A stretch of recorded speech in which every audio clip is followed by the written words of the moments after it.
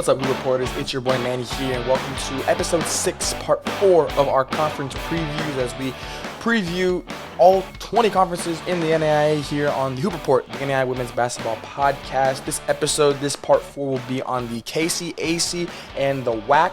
KCAC, gonna be doing things a little bit differently. It's gonna be me running it solo for the Kansas Collegiate Athletic Conference. Meanwhile, for the WHAC, I do have another special guest, another team member of the Hoop Report here. Very excited that we get to bring him on. It won't be the last time that he is on for a preview, so just be mindful of that. But very excited to get into the KCAC. We're nearing, when you guys are going to be seeing this, we're one episode away from being halfway through all of this. So it's been definitely a ride, and definitely want to give everybody a shout out for the support you guys have shown on the videos, on the social media, all that good stuff.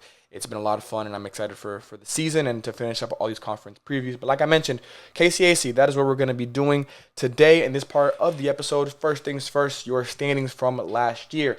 Kansas Wesleyan was your number 1 seed. Tabor College, Evangel, Friends, Bethel, Sterling, Benanthi, University of St. Mary, and then were the final 8 teams in the conference once the postseason rolled around. Oklahoma Wesleyan, Avila, York, Ottawa, Southwestern, and McPherson were outside looking in. When we look at the recap for the postseason awards, first team, second team, third team, honorable mentions, all freshmen and all defensive teams are on the screen in front of you. At the top, you see regular season champions were, of course, Kansas Wesleyan Coyotes, and then your conference tournament champions, Sterling College. Very much a great run for them, and congratulations to all the team members for the postseason award as well as your specialty awards. They're highlighted in yellow. Even though it is just me, we're still going to do things like we normally do. We got 3 questions for you guys, the key storyline, so to speak, going into the 2025-2026 women's basketball NAIA season for the KCAC specifically. Which era are you most excited for? 6 new coaches will be taking over in the KCAC, so I'm going to try and pick which one I'm most excited for. Is the KCAC the hardest to pick a clear favorite because of a lot of different things? And what is more likely to happen? Over half a new set of playoff teams, so we're looking at about 4 or more, or over half of last year's teams, same thing, about 4 or more, making it again in the postseason. And then we'll, of course, do our way to early tiers. Contenders, we'll have 3 teams in the contenders, so teams that we feel can win the postseason and or win the regular season championship. 4 playoff locks, teams that we know will be in the playoffs, very, very good chance of them making it. 4 at-the-door teams that we feel could make the playoffs, could just miss it, could maybe not have that great of a year, just kind of all depends on a lot of different external factors as well as internal factors. And then break right teams that we feel to make the postseason, things gonna have to break your way throughout the regular season and beyond. This conference, you know, if you're new here, again, housekeeping rules or housekeeping things. Sent out a Google form at the beginning of the year. Some coaches got back to me, some coaches didn't. If you didn't get back to me, by all means, nothing against you guys. I know you guys have been busy. Some coaches did. Those are where we got the numbers from, and as well the school websites and all that kind of stuff when it came to schedules and roster updates and all that good stuff. But I always want to get that out the way so people know kind of where we're getting all this information from. But like I said, the KCAC, for those of you who are new here, we do like to often, kind of give each conference a nickname. We have gotten to every conference except the GPAC and the Crossroads. That was the first preview that we ever did, and we weren't naming conferences back then. So we're still gonna get to you guys, don't worry. But we're trying to get through all the ones in front. For the KCAC, I'm going with just flat out new. I think this is just a new conference because, again, almost half of the conference has new coaches. So what better way or what better thing to talk about than the fact that there are so many new coaches? And we're going to honestly start with the new coaches. We're going to go by the coaches that are going to be there for the first year in the KCAC. Now, granted, some of them are not going to be there. I shouldn't say first time in the KCAC because there are a few coaches that were promoted. And again, we'll shout them out as we go through the conference. But I'll say the first 6 new coaches that will be first-time head coaches in the KCAC. We'll start with, funny enough, and this is how you know the range of new. That's why I'm going with new for the nickname for this conference. Kansas Wesleyan. They were the regular season champions. They made it to the national tournament. The Coyotes were legit. They were a great team. They won their first regular season title since 2020. Then coach Ryan Showman was the coach of the year, has since been replaced by Coach Harper Taylor. Congratulations to Coach Taylor. She was on staff from 21 till 23. She was actually quoted in the article that they wrote about her getting the job as her dream was to be a head coach before she was 30. She's 27. She's already got the opportunity 3 years early. So congratulations again to her and taking over a program that I still think they are legit. Now, I don't know if they're the team to beat in the KCAC. I don't know if I'm going that far, but you are returning a good group. You're returning Hampton Williams, who's a third-team all-conference member. You're returning Adesa Ozuna, 8 points, 3 rebounds, 41% from the field, 31% from the three-point line. For Williams, 9 points, 7 rebounds, 43% from the field, 30% from the three-point line. And then Paige Chauncey, 7-4, almost 7-5, I really should say. Almost 8-5, I should say. And then almost 60% shooting from the field. So those three are going to kind of be your spearhead for the returning group. Very good group. Now, even though it's a really good group and you've got some great shooters coming back, in Williams' case, she was tied for 4th along with Ozuna for 3-point field goal attempts last year. So again, someone who's a set of shooters that are coming back, averaging about 3 attempts per game per player. So you're getting some spacing back. You're not losing too much there. But what you are losing is Lamaya Ricks, who's a first-team all-conference member and all-defensive team. She put up 12-4 with 2 assists. She was second most in 3-point field goal makes and attempts last season, averaging about 3 attempts per game. You're also losing Angeli Lee, third-team all-conference member, 11-2. Jill Stevens, honorable mention. She was first on the team in 3-point field goal attempts and makes last season at about 2.3 makes per game. So you're losing a lot of offense, and that's kind of my biggest thing. This team was putting up 75 points per game last year. As you guys know, we kind of capped that. 75, 76 is where we start talking about elite status of scoring. When it comes to team points per game. 75, you're on the cusp there, but you're losing 12, 11, even almost 10 from Jill. That's a lot of points to try and make up. Granted, you are keeping an all-conference member in Williams. You've got 2 probably going to be 10-point per game scorers in Ozuna and Chauncey. What else are you going to be bringing back, and what else are you going to be having on that roster? Everything else we look at from the statistical numbers is fine. Like they held teams under 65 points per game. They held teams shooting under 40% from the field, under 27% from the three-point line. Could maybe force teams into more turnovers, but that kind of it goes into scheme and all that kind of stuff. So, but even still, 13 turnovers is not bad. You are giving up 14. You're losing that battle by 1. I'm not tripping over it, to be honest. My biggest question is going to be the offense. And while this is a new voice, it's still the same goal. This is a coach who's been at Kansas Wesleyan, so she knows what the program does, what it needs to do, what it should be doing. It's just going to come down to, does the implementation of offensive schemes and offensive rules, is that going to affect a lot? If it doesn't, I think this team will still be a top 3 team in the conference. I think this team can still be a contender for the regular season and the tournament championship.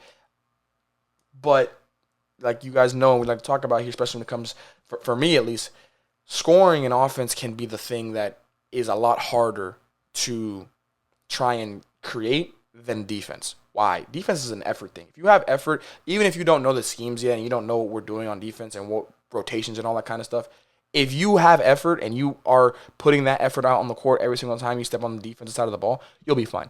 Offense, you could put out as much effort as you want. Sometimes it doesn't work out. You know, continuity, chemistry, all that type of stuff is very important. It is important on defense too, but I do think offense is a little bit, it's impacted more by that type of stuff. So that's my only question with this team. They do have their schedule up, a few key dates for them in 2025, 2026. Dakota State, that's going to be their Halloween matchup. I think it's going to be a great test for them early on. Again, a top 15 team or so in the country year in and year out. Morningside, Baker, and then your conference openers against Ottawa.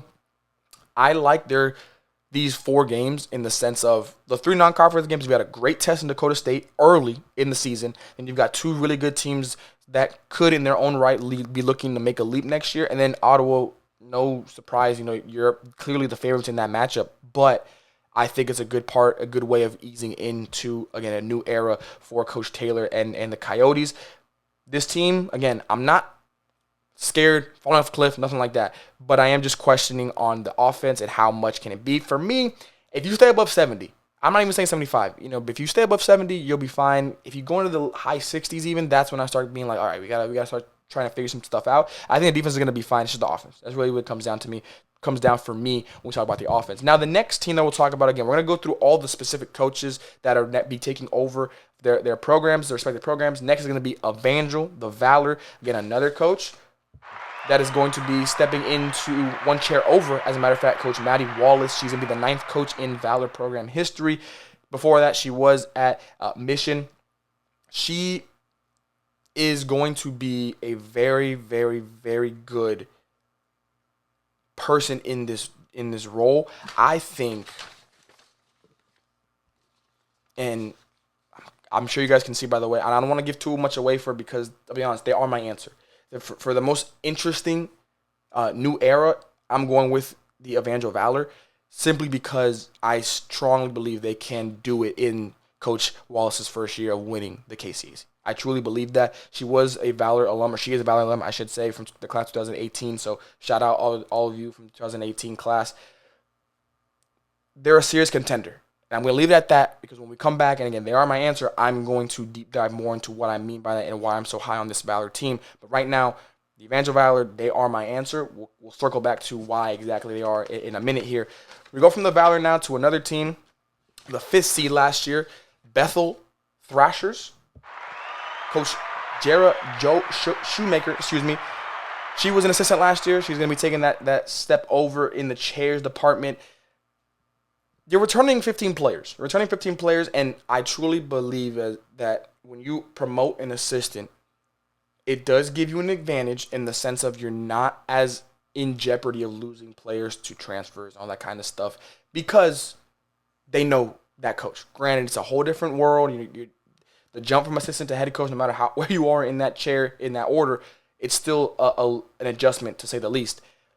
But along with keeping and retaining players, you're also probably keeping most of the recruiting class that you were doing throughout the year, instead of having to go find a whole new batch of kids, or trying to just keep the kids that you were already recruiting or from the previous regime. So I think that's going to put Bethel in a good situation.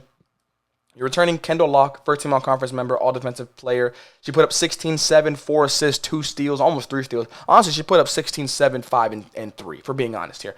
42% from the field, 30% from a three-point line. Great score, a good piece to have coming back. Again, this Valor team, I got it right here in my notes. They're 50-50.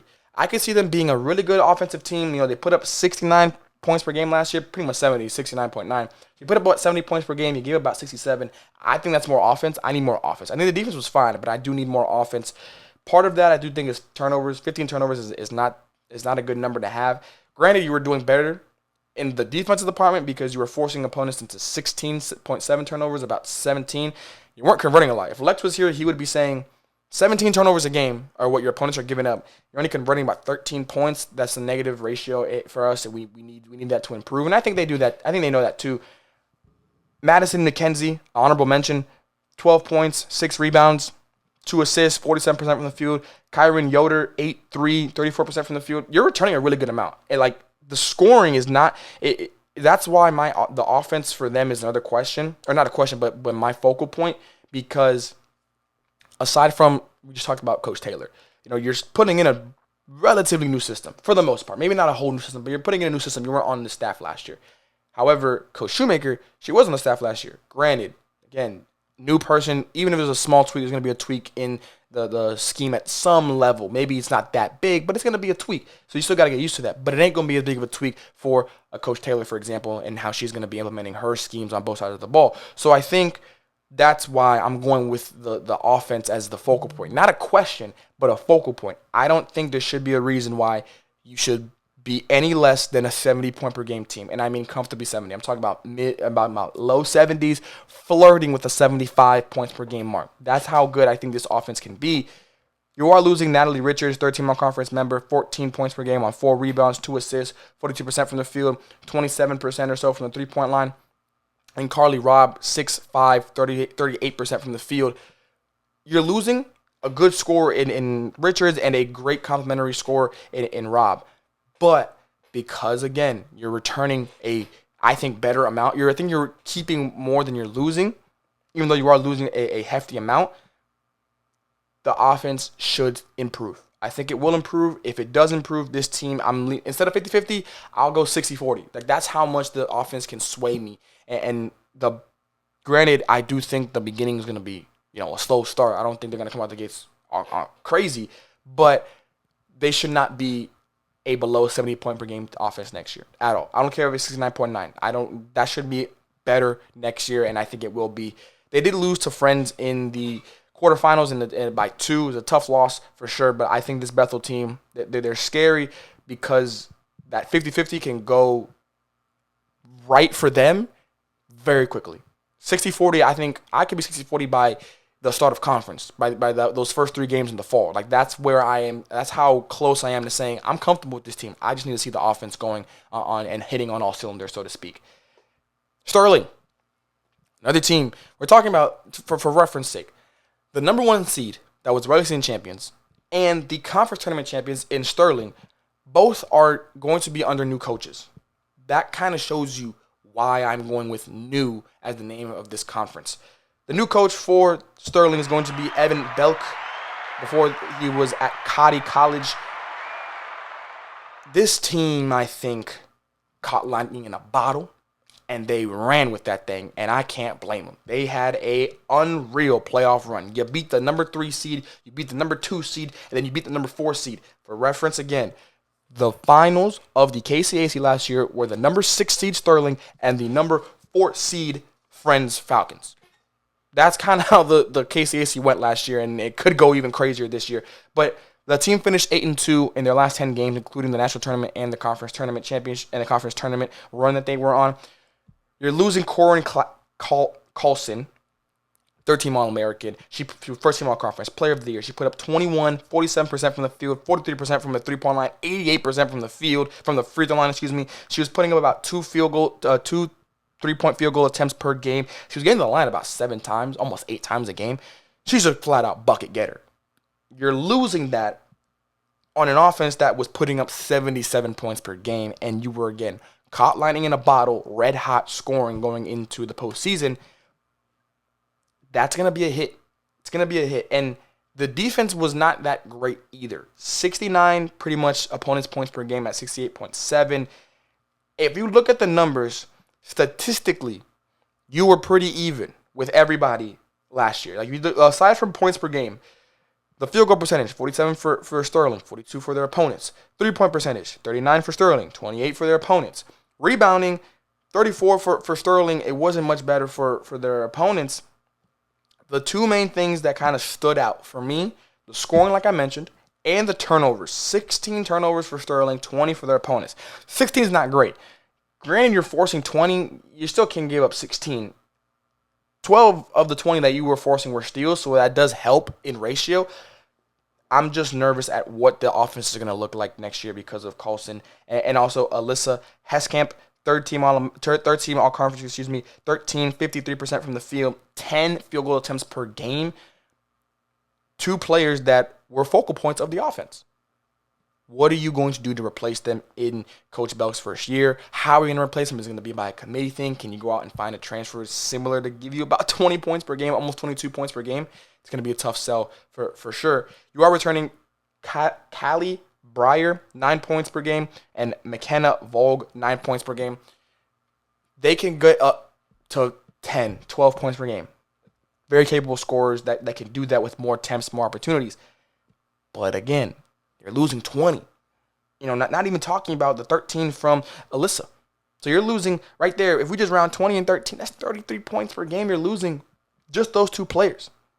You're going to have to do this either by committee or can Coach Belk go out and find a good recruiting class to help with that? Because sometimes scoring is an art. To be a scorer is an art. Just because you think you can score the ball does not mean you are a scorer. Some people are just born natural scorers, and can Coach Belk find that? We're going to see. Other than that, the defense might have to be even the focal point. Maybe you don't score 70, but I don't think this team is going to score 70 plus next year. I don't think so, and if they do, it's going to be 70, 71. But we can play better defense. I think if you drop that to 62, 63, even with the decline in your offense, I think it helps overall for your team. So I'm looking at the defense as a more realistic approach to next year and what they can be doing for their team. The next team that we're going to talk about, that we're going to head to the bottom of the conference, the last two teams of new coaches. First, Southwestern College. Coach Josh Burt has taken over the mound builders for Southwestern. Team is solid. The team is not bad. You're losing Christy Weber, who was an honorable mention, 14 points per game. You're kind of noticing a trend here with these new coaches. You're losing a lot of scoring, at least 10 plus or so point per game score, some of them even 20. So it's going to be a tough test for these coaches to try and compensate for that. But even still, the defense is really what I'm going to talk about for the mound builders.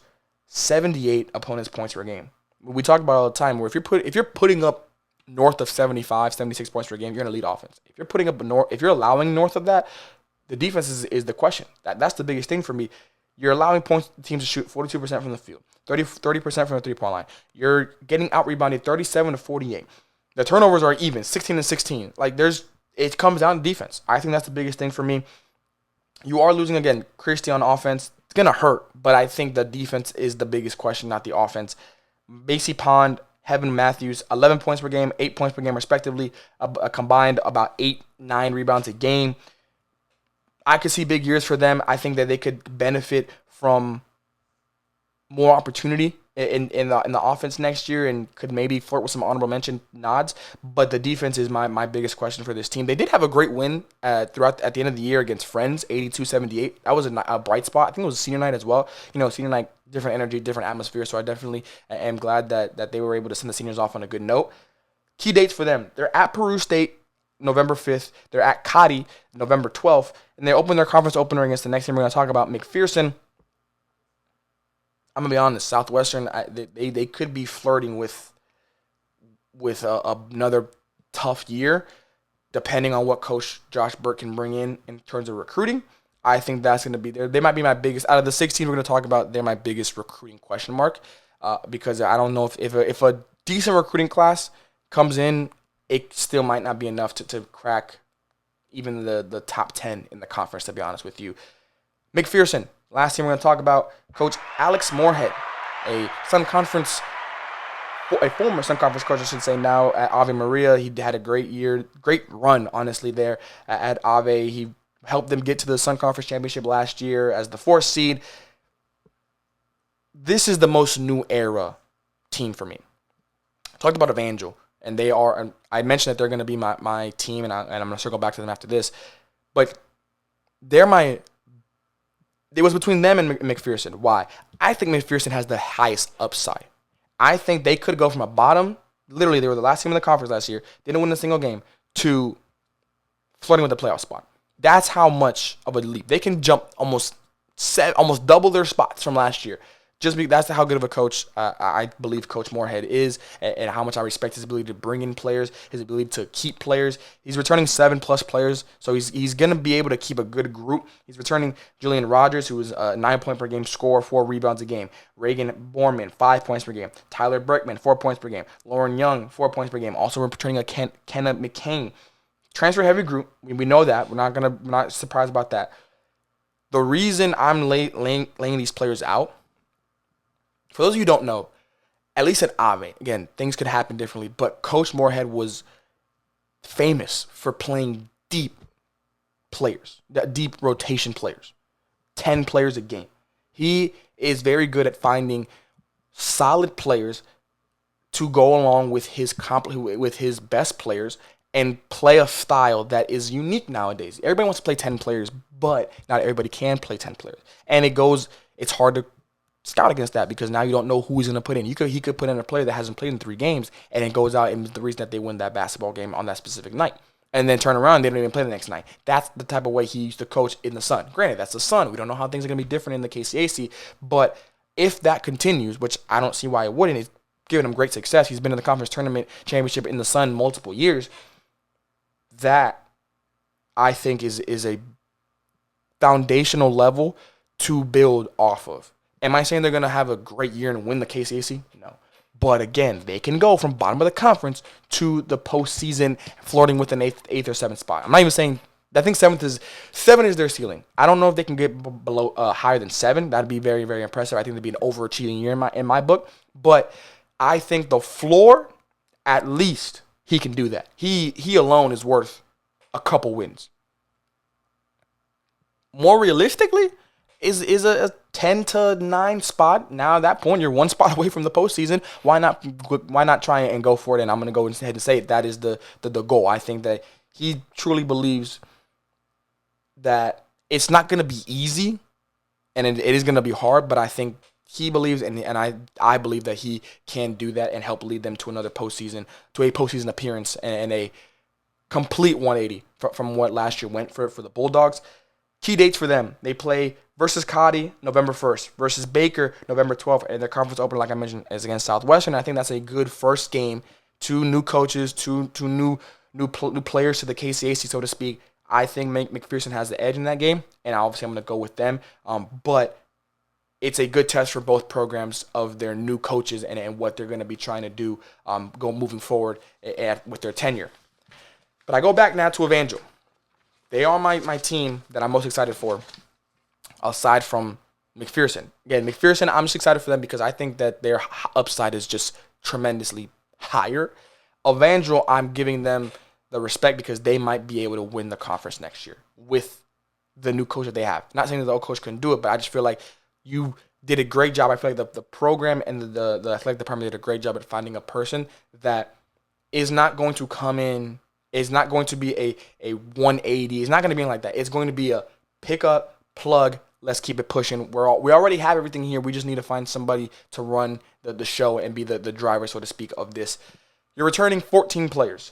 Leading the returning class, Ali Kimmy's first team all-conference member, newcomer of the year. So first year in the conference, had a great year. 13 points, almost 14 points a game, 4 rebounds, 2 assists, 48% from the field.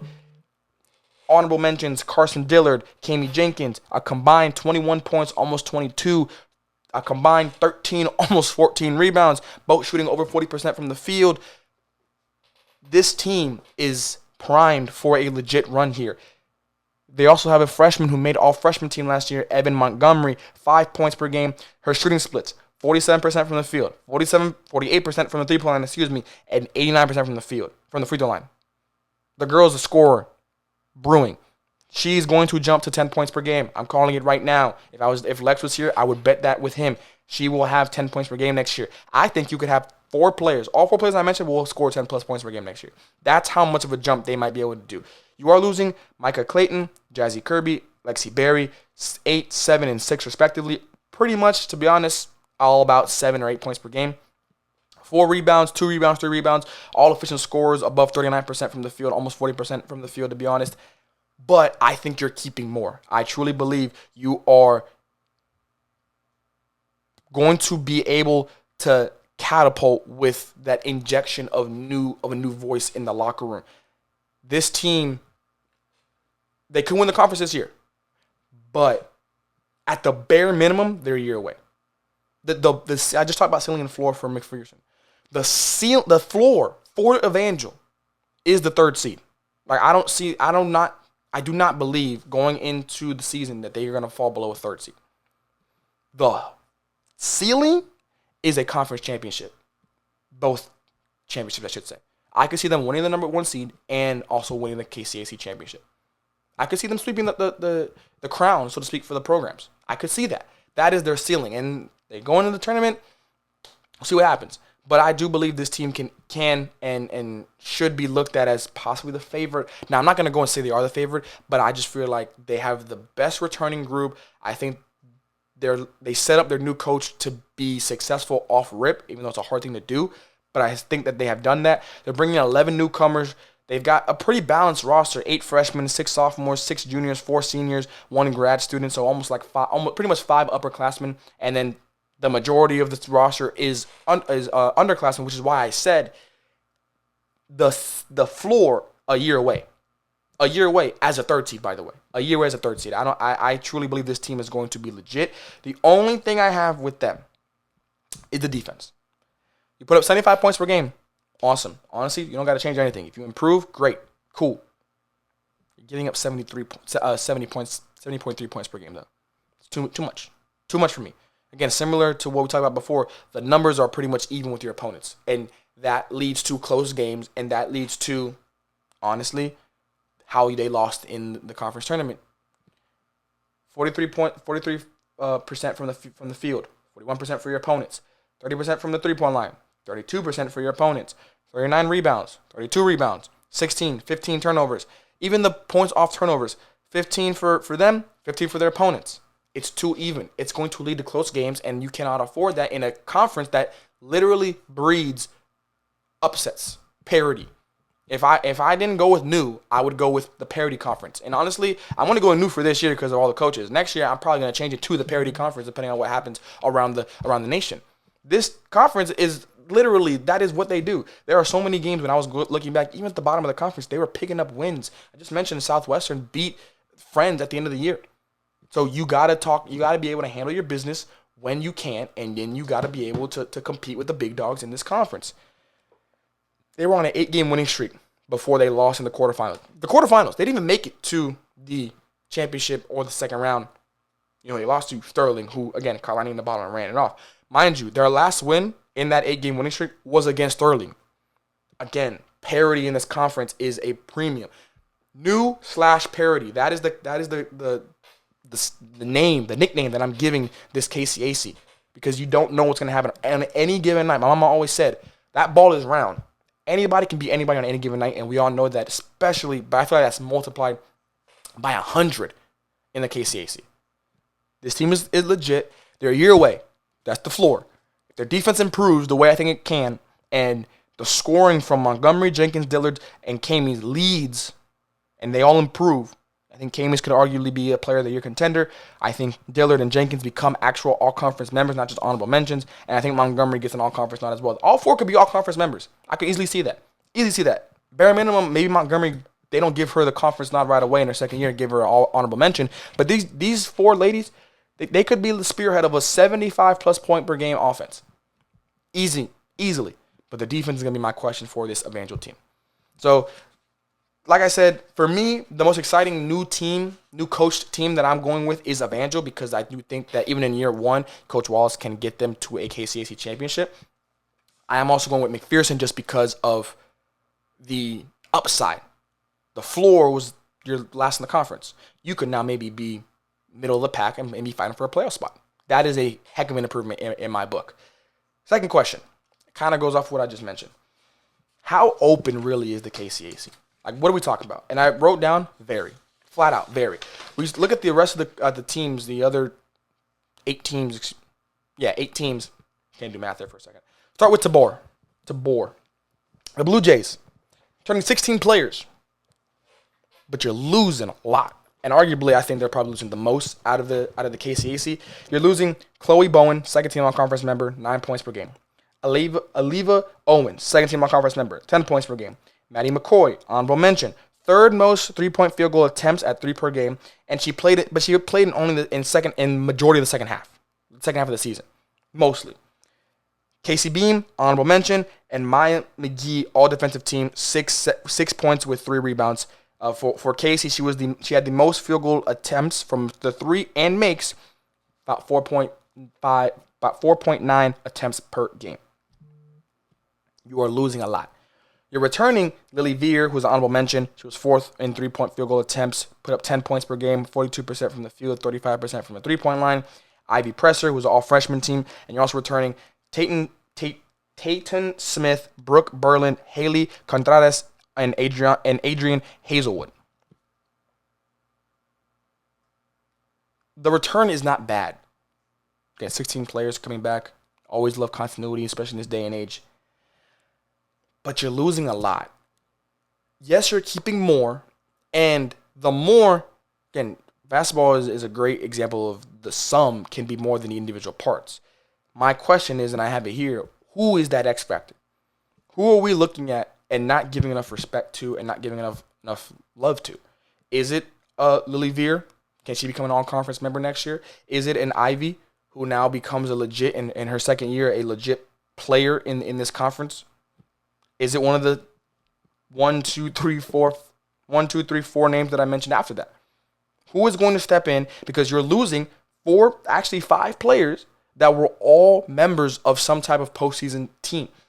2 second-team all-conference members, 2 honorable mentions, and an all-defensive team. So basically what that means is you're losing 2 legit players that were arguably top 15, top 10 in the conference individually. You're losing 2 honorable mention players who any coach would love to have them as a extra piece, as a winning player, as a winning piece in their conference, in their team for this conference, and an all defensive player who again was just locking up on that side of the ball. Can you replace that from either recruits or from in-house? That's my question for this Blue Jays team. 13 newcomers, all of them are freshmen. That's interesting. I'm kind of curious to see how that plays out. In a day and age where you don't have that happen too often, there are some coaches out there who still believe in development and freshmen over everything else, and I respect those coaches for it, and I'm rooting for them because I like that. I think that's a great. It doesn't just have to be the transfer portal. It doesn't just have to be transfers. 9 sophomores, 6 juniors, 1 senior. There is a balance of upperclassmen and lowerclassmen. I see it, and this team could be legitimately a year away from being a year away. Evangel's a year away because I think that they'll be good this year and they'll even be better next year no matter how this year ends. Blue Jays could be middle of the pack this year. Next year, it could really be, but that following year, like this year, I don't think they're a year away. They're a year away from being a year away. Because next year they could be really a serious playoff spoiler or a dark horse or Sterling type next year. This year, I just don't know if that's going to be the case. They are a very low, grinded out type of team. 65.8 points per game, and you held teams under 60. That defense is elite. They control the pace of the game. How will that fare is the question. Are they going to go in the 13 freshmen? Are they going to be injecting new life? Are we going to be looking at a new Blue Jays team? Maybe. There are a lot of question marks with this team. You are losing 72% of the minutes played last year, 63% of your scoring.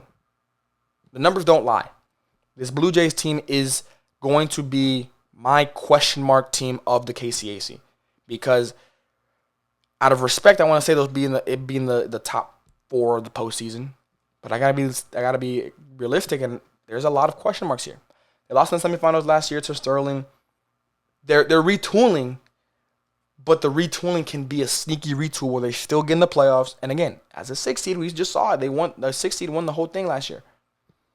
That could be Tabor. That could be them. I could easily see that being them next year. Few key dates for them. It's a wicked start of the season for them. At Briarcliff, that's their season opener. Heck of a challenge on the road. Versus Benedictine, great test for them. At Bellevue, again, a Benedictine team who could have a step back this year, but then a Bellevue team that is looking to take a step up in the frontier. Dickinson State, underrated team in my opinion. And your conference openers against Oklahoma Wesleyan. Those 4 non-conference games I just mentioned, if you go, I can see them going 3-1. If they go 3-1, I may be here for it, depending on how that Oklahoma Wesleyan game goes. Realistically, they could probably go 2-2. I think that Briarcliff game is going to be a tough one, and that Bellevue game. I think they can beat Benedictine and Dickinson State, though. If you go under 500, it could be a slow burn to the season, and again, lightning in the bottle can happen in the KCAC. But those first 4 non-conference games are going to be tough for me, and I think they're going to tell a lot for this team. Now we head over to the Friends Falcons, a team that I feel maybe thought they could do something special last year. And I was looking back at the notes and looking back at their season. They maybe felt like they underachieved, if that could be a way to put it, for a 4 seed. They lost in the quarterfinals to Bethel. Excuse me, they won in the quarterfinals to Bethel.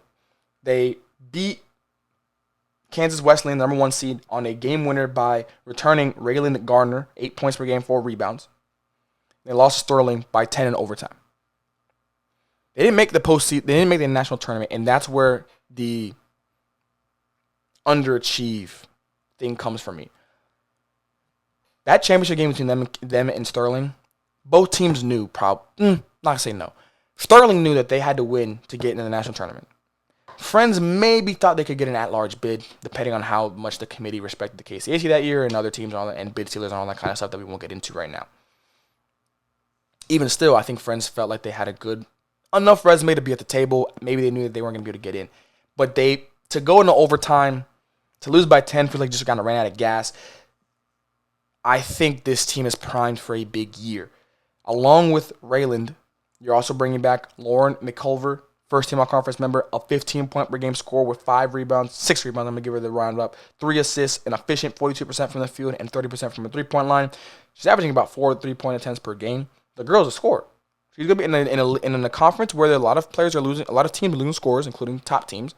To have a 15-point-per-game scorer who could be flirting with the Player of the Year nod as well, probably going to be north of 15 now. I can see her getting 16, 17. Be legit. That's a legit player to keep on your roster. Abigail Barr, honorable mention, 12 points per game, 7 rebounds. Girl should have been an all-conference member. Argue with the wall. I think she should have. She had the numbers for it. 4C. You know me. I'm big on rewarding winning. Again, the numbers might.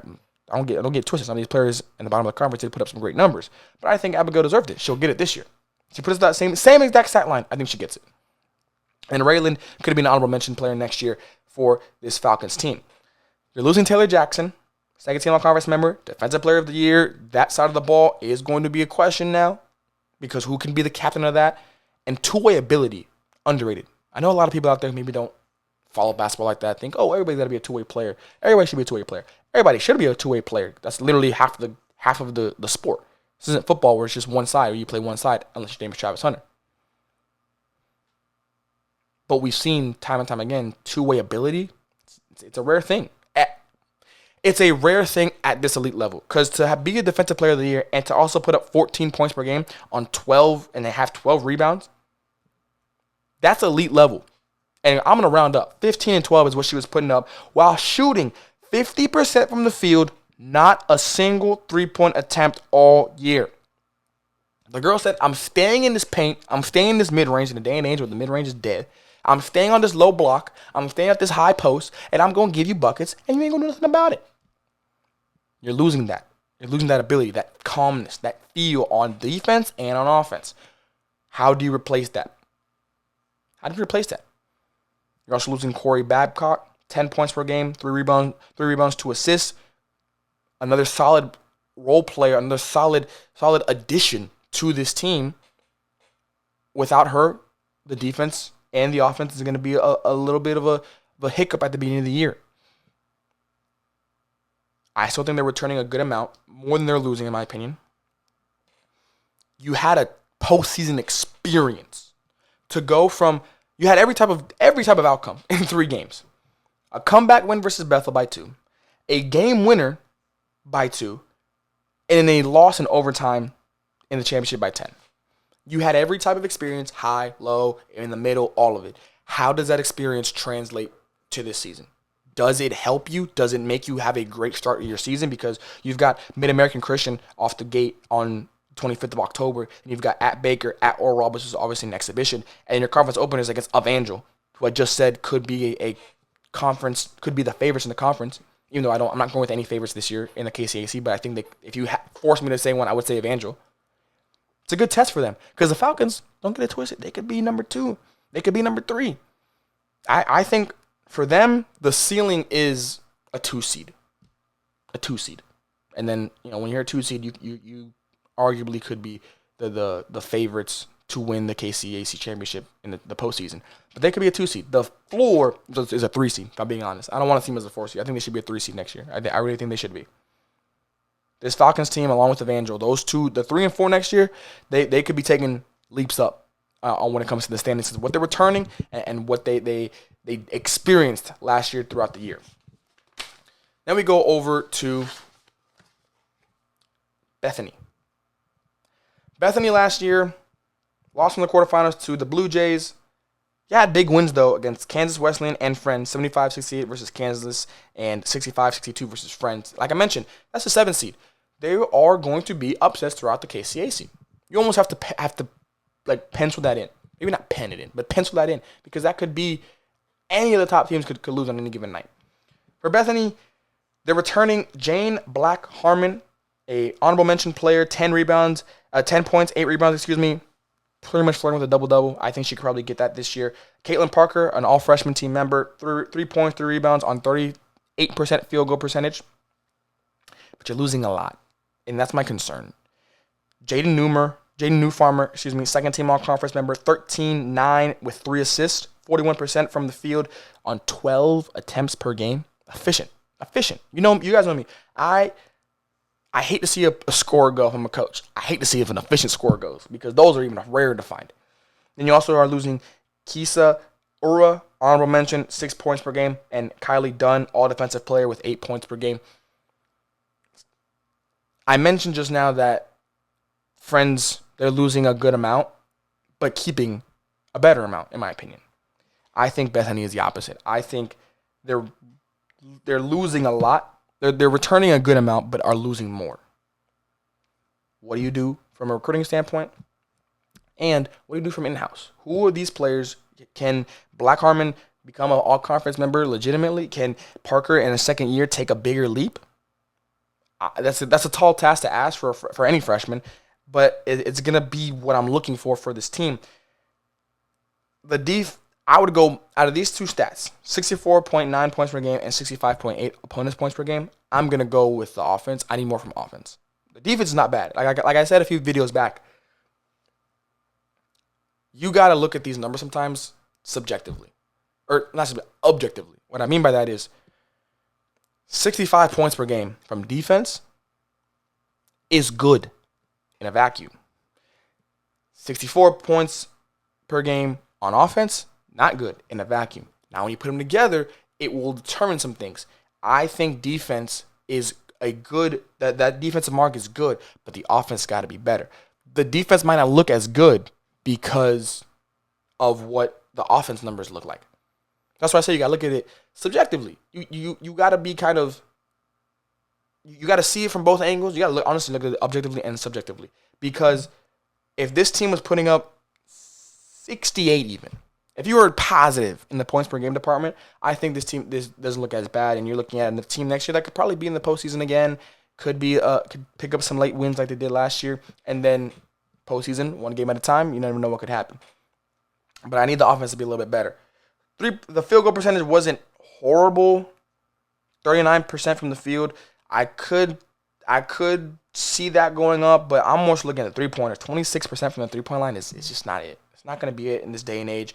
17 turnovers, got to lower that as well. I need that to be better. But for me, it's going to be 3-point shooting, and I think that will correlate into more scoring for them, and they could probably get at least positive. They should be positive next year. Even though that means dropping the defense and being an even better defensive team, they should be positive next year when it comes to opponents and their points per game when it's all said and done. Few key dates for them in 2025-2026. Versus Hastings, versus Benedictine. Tough matchups early, literally almost back-to-back. You got Hastings on the 28th of October, and on Halloween they've got Benedictine. Their conference opener is against Avila. That is going to be on the 15th of November. It's going to be on the road. Tough test for them. Then Bethany, floor, playoffs. I think the floor and the ceiling is the playoffs. I don't know where in the standings they could fall because they are a little bit of an enigma, so to speak. But they could get the postseason again. I think that is where their ceiling and floor is for this coming season. St. Mary Spire. You guys are up next. They had a big win against Kansas Wesleyan on the road, 70-75, and against Stevens College. Again, not in the KCAC, but a very good team. I think they have a really good year this year, 67-60. They lost to Kansas Wesleyan in the playoffs. You're returning Addison Schultzman, honorable mention, 10-8 with 40% from the field. Addison Tower, all freshman team member, 33% from the field, 34% from a three-pointer, 90 from the free throw line. You're losing Annalise Delgado, second team member, 16 points per game. Caitlin Osternick, 9 points per game, 7 rebounds. And Demi Amold and Keely Barnard, 8 and 7 respectively from the points per game department. Similar to Bethany, I think they're losing a lot more than they're keeping.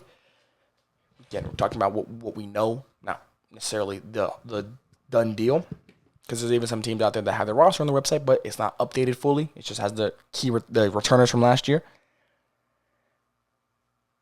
But again, I see a lot of mirror images between them and Bethany, because even when we go right to the opponent's points per game and points per game, they put up 70, but they're giving up 69.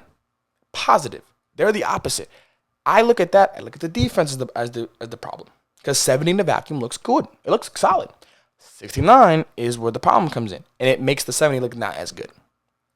You got to drop that defense a little bit. 66? At least one possession. Not 1 point. Give me one possession. If you're a possession better than them, that means 3 or more points. I'd be a little bit happier. You do a good job at guarding the 3-ball, 29%. You do a very good job at keeping teams under 40% from the field. Turnovers is the problem, though. Turnovers. 15 turnovers for you, 12 for your opponents. 11.9 points per game off of your opponent's turnovers is what St. Mary's was putting up, but your opponents are putting up 14. That's where the disconnect was coming, and I think that's what reflected on the points per game and opponent's points per game department. This team is solid, but again, just like Bethany, they need to improve on a specific side of the ball. For me, it's defense. I think it's easier to do than offense, personally. Will they do it is the question, and who else will step up from in-house development status? Playoff team is going to be tough because, again, on the edge. Key dates for them, College of the Ozarks, at College of the Ozarks, I should say, versus William Baptist, at Park. 3 very good tests, 3 very good teams to start in their non-conference, and your conference opener is against Bethel. Could be a 50-50 toss-up. Don't really know how I'm going with that one just yet. But those 3 non-conference games I mentioned could be a very good telltale side. 2-1, 3-0. Whoa, look out for the Spire. 1-2, 0-3. Tough. Granted, those 3 are competitive teams that I think are a tier above overall. But if you're competing with them, even if you go 0-3, when in those type of matchups, when you're playing against, if it's a team that like St. Mary who is looking like their goal is the conference tournament championship to start, versus teams like the 3 of them that I know Ozarks and William Baptist for sure made the national tournament last year. I can't remember if Park did. I don't think they did because they were not. I don't think they did, but they were a very good team. My thing is, if you go 0-3, do you get blown out? No? Oh, we lost by 1 possession each game? I'm cool with that. You can't always go by wins and losses. You got to go by how the game actually went. Even if it's a 1 possession, 2 possession game, I think that's very good. So that's what I'm looking at for this St. Mary's team, or the Spire. If their defense gets better, watch out for them in the KCAC. Oklahoma Wesleyan. The Eagles last year, solid team, missed the postseason by one spot. Could be in danger of nosediving. If I'm being blunt, it's all recruiting class. The biggest recruiting class I think for me in this conference. 7 seniors on last year's roster gone. 7 on the roster right now per the website. Per last year's website, again, going off of if you were a junior or lower. Among those seniors, you lost Haley Mealy, 3rd-team All-American, 17-6. Shade Richardson, honorable mention, 9-6. Rashawn Smith, 11. Zaira Tillman, 11. Both of them combined about 9 rebounds per game. All three of those players I just mentioned at the end there, above 35% shooting from the field. It's not looking great. I'm going to be honest with you. It's not looking great. You're losing all your top scorers. You've lost all your top scorers. You're losing north of 50% of your offense, maybe more than 50%. It's just recruiting class. Like, that's really what it comes down to. I mean, I could deep dive into the numbers, but this team is going to look way different than last year's team. So what does the coaching staff bring in? Who from in-house does take a massive leap? It won't be a massive leap. And then we'll talk. But this team is in danger of maybe not having a great year. We got to see when that ball is tossed up in the fall, though. From one Eagles to another. Avila. More even distribution for this Eagles team. You're losing Hannah Smith and Keely Stanley, both 9-point-per-game scorers, both above 35% from the field. In Keely's case, 41% from the three-point line. But you're returning Madeline Melton and Marley Wright, honorable mention players, 14 and 13 respectively. 48%, 38% respectively. Both of them shooting above 10 times per game. Both of them shooting 80+% from the free throw line. Watch out for this duo. This duo could be legit, and this duo could be the reason that this Avila team makes a leap. As a matter of fact, I'm just going to double check real here. Yeah, I got him in the right spot. Looking for my tiers list. Sometimes when I talk myself through this stuff, sometimes I can change it on the fly. But I have them right where I thought they should be. I had a great win against Evangel, 69-62, I believe that, versus Friends. They had a 7-point win in that game. They're looming. They're dangerously looming. That's what I'm going to say this Eagles team. If the offense if you could flip these numbers, I'd be happy. 63 points per game, 70 opponents' points per game. Flip that. I'm golden. This is a playoff team, no doubt about it.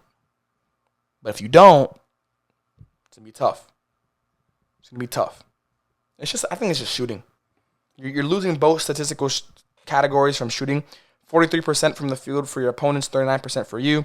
30% from the three-point line, 29% for you. Even if you round up, you're still losing 31-30. And that 1 percentage point can be the difference, as we all know. This team is going to be a real, I think they are the middle of the pack. They are the team that could very well get in the postseason and make some noise. They could be the team that missed the postseason but still make some noise by picking up some late season wins. They could also maybe be a year away from being a year away. That's kind of where the cone of uncertainty is, so to speak, for this Avila team. Few dates for them in the fall. They're going to have Cody come into town on the 28th of October. Then you're going to have Mid-American Nazarene. That is going to be a very good game. Do I think it's on upset alert? No. Not right now, at least. No. But when you have these top teams coming into your gym or you go into their gym, it's always a test. It's always a good benchmark, no matter where you are in the process of trying to build a national contender, because that's ultimately what we all are trying to do here. Your conference opener, they also have at Park as well. And your conference opener is going to be against Bethany, a very good opener, because out of the last 4 teams we talked about, 3 of them, St. Mary, Bethany, and Avila, they could all be left, right, middle, very easily. You could sway me either way. Depending on how I wake up tomorrow, I can change everything. So to have them kind of be the first game for each other, I think is a good. It's a good test for both, where you're not coming out the gates with the Kansas Wesleyan or an Evangel or anything like that. You have a chance to really see where you are now. More so than if you had a top team in the conference that could maybe not really give you the best benchmark for it. That game could be really good, and that could be one of those sleeper games of the week when we get to that point of the year. York Panthers. They picked up 3 nice wins. St. Mary, Avila, and Oklahoma Wesleyan. Very good wins for them. Confirmed on their website. Destiny Shepard, honorable mention. Monica Contores will both be returning. Destiny's case, look out for another sneaky player of the year contention. 16 points per game last year, 3 rebounds. Yes, all these players that had great scoring numbers are going to be the number 1 player on all KCAC team scouts. That don't matter always, because when you're a professional scorer, I get buckets. Deal with it. These players, sometimes it's not a matter of can I stop them. It's a matter of can I contain them to keep them under their average. Her averages were 32% from the three-point line and field. Even keeping under her average is still a great average for some people, so I don't know how much of that's going to really work. But Destiny could have a really good year. Monica, I think, could take a leap. Give me 10 points per game for her. I could see that happening. She played 32 minutes, so she's going to have the minutes. It's just a matter of getting the opportunity and being aggressive on that side of the ball. You're losing Ashley Rubero, 11.8 points per game.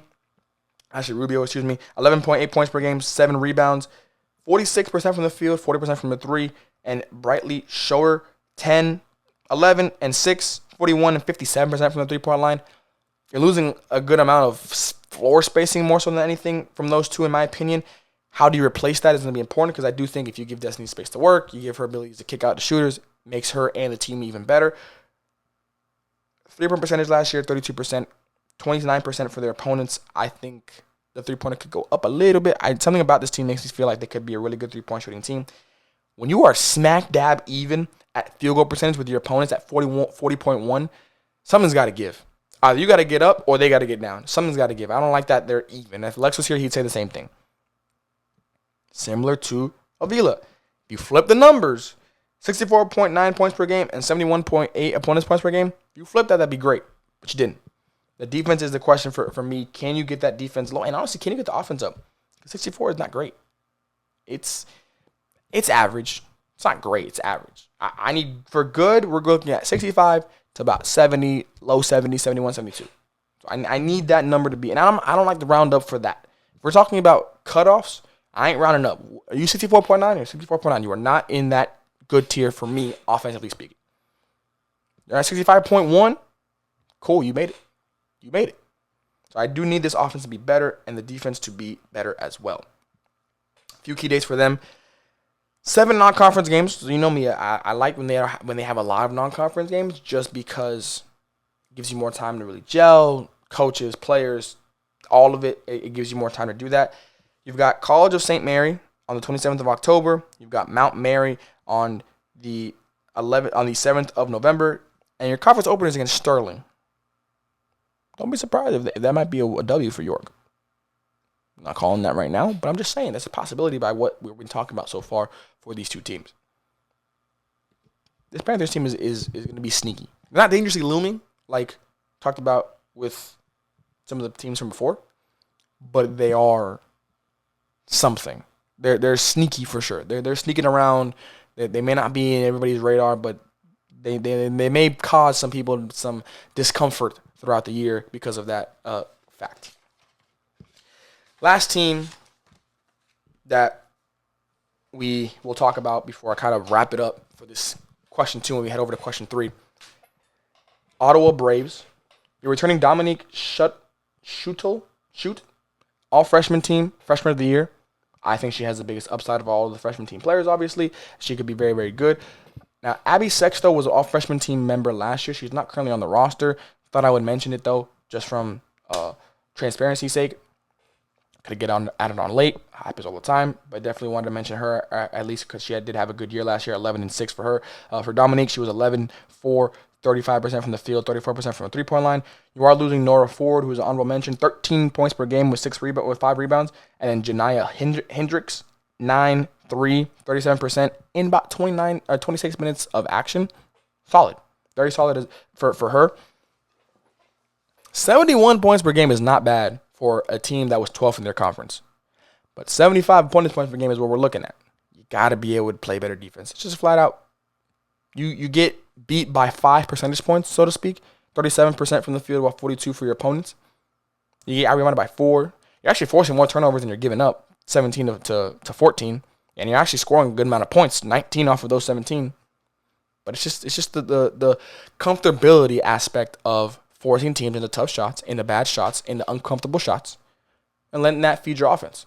I think you do that, you drop that number down significantly while increasing your offensive numbers, in my opinion. You can see the team is very good at converting in transition. So make more transition opportunities for yourself. They had nice wins against Baker, York, Avila, and St. Mary's.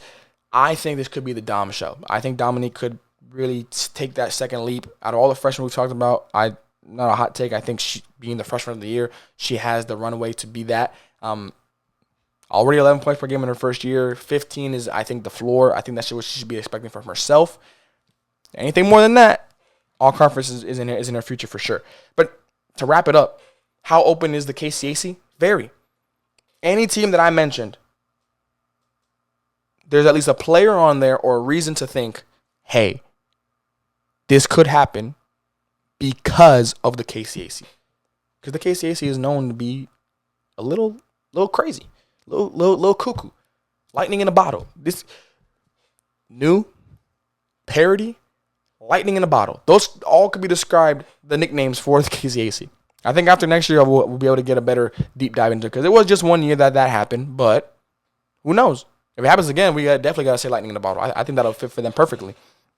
But I think this KCAC is very open. It's too hard to not pick a team. It's hard to pick one. I mean, if you told me, sometimes we talk about is this team or the field, is it this team or the field? And there have been times when I've said this team because the conference is good. Don't get me wrong, but there is a lot more solidarity in what we see and what we know. I don't know anything from the KCAC. I don't see anything from the KCAC. I see a lot of good. I see a lot of bad. I don't see an unbeatable team right now in August. Granted, no one's unbeatable in August. Or I guess maybe everybody's unbeatable in August. But this time, if you told me, like, even my quote-unquote favorite, Evangel of the field. I'm going to the field, no question about it. I have no hesitation. Nothing against Evangel. But there's just too much uncertainty for Evangel and too much uncertainty for the field for me to say comfortably Evangel. Last question. What is more likely to happen? Over half a new set of playoff teams, so 4 or more playoff teams that didn't make it last year make it this year, or over half of last year's teams make it again. If we look back at last year's teams that made the postseason, Kansas Wesleyan, Tabor, Evangel, Friends, Bethel, Sterling, Bethany, and University of St. Mary. Teams that didn't make it, Oklahoma, Wesleyan, Avila, York, Ottawa, Southwestern, McPherson. If you told me, and we can kind of segue this into the contenders tier, when we talk about at the door and break right. You told me that you gave me 4 spots. I'm locking in 4 spots, penning in, Sharpie, whatever you want to say, will make the playoffs next year. Evangel, Friends. Give me Tabor and Kansas Wesleyan. So I'm going top 4. I think top 4 will make it. Now, that bottom 4, if you told me Oklahoma Wesleyan, actually, if you told me Avila, York, Ottawa, and McPherson all made the postseason, I would not look at you any type of way. I'd be like, yeah, I think that would happen. I think that is more likely to happen next year than to keep. Actually, I'll even rephrase that. The 3 teams that I feel could make the postseason again next year are Evangel, Friends, and Kansas Wesleyan. Those 3 for sure. If you told me that the 4 teams that I mentioned, plus maybe another one out of the ones that I didn't mention, could make the postseason, I would not be surprised. I'm only confident in saying, and that's why I have them in my contenders tier, Evangel, Friends, Kansas Wesleyan, in that order. Those are my 3 contenders for my way too early tiers. I think those are the ones I'm most comfortable in saying they will make the playoffs. Give me a Sharpie. I'll put it in now in August. After that, my playoff locks. So teams that I think will make the playoffs. Sterling, Bethel, St. Mary's, Tabor. Yes, I know what I just said. I know I just said that Tabor, Sterling, Bethel, and St. Mary's might all get replaced. The question was, what is more likely to happen? I think what's more likely to happen is that they get replaced by 4 new teams. But I'm still going to go with the level of the decline for specifically a Tabor is if they fall off a cliff from 2 to 7, still in the playoffs. So that's why I'm going with lock for them.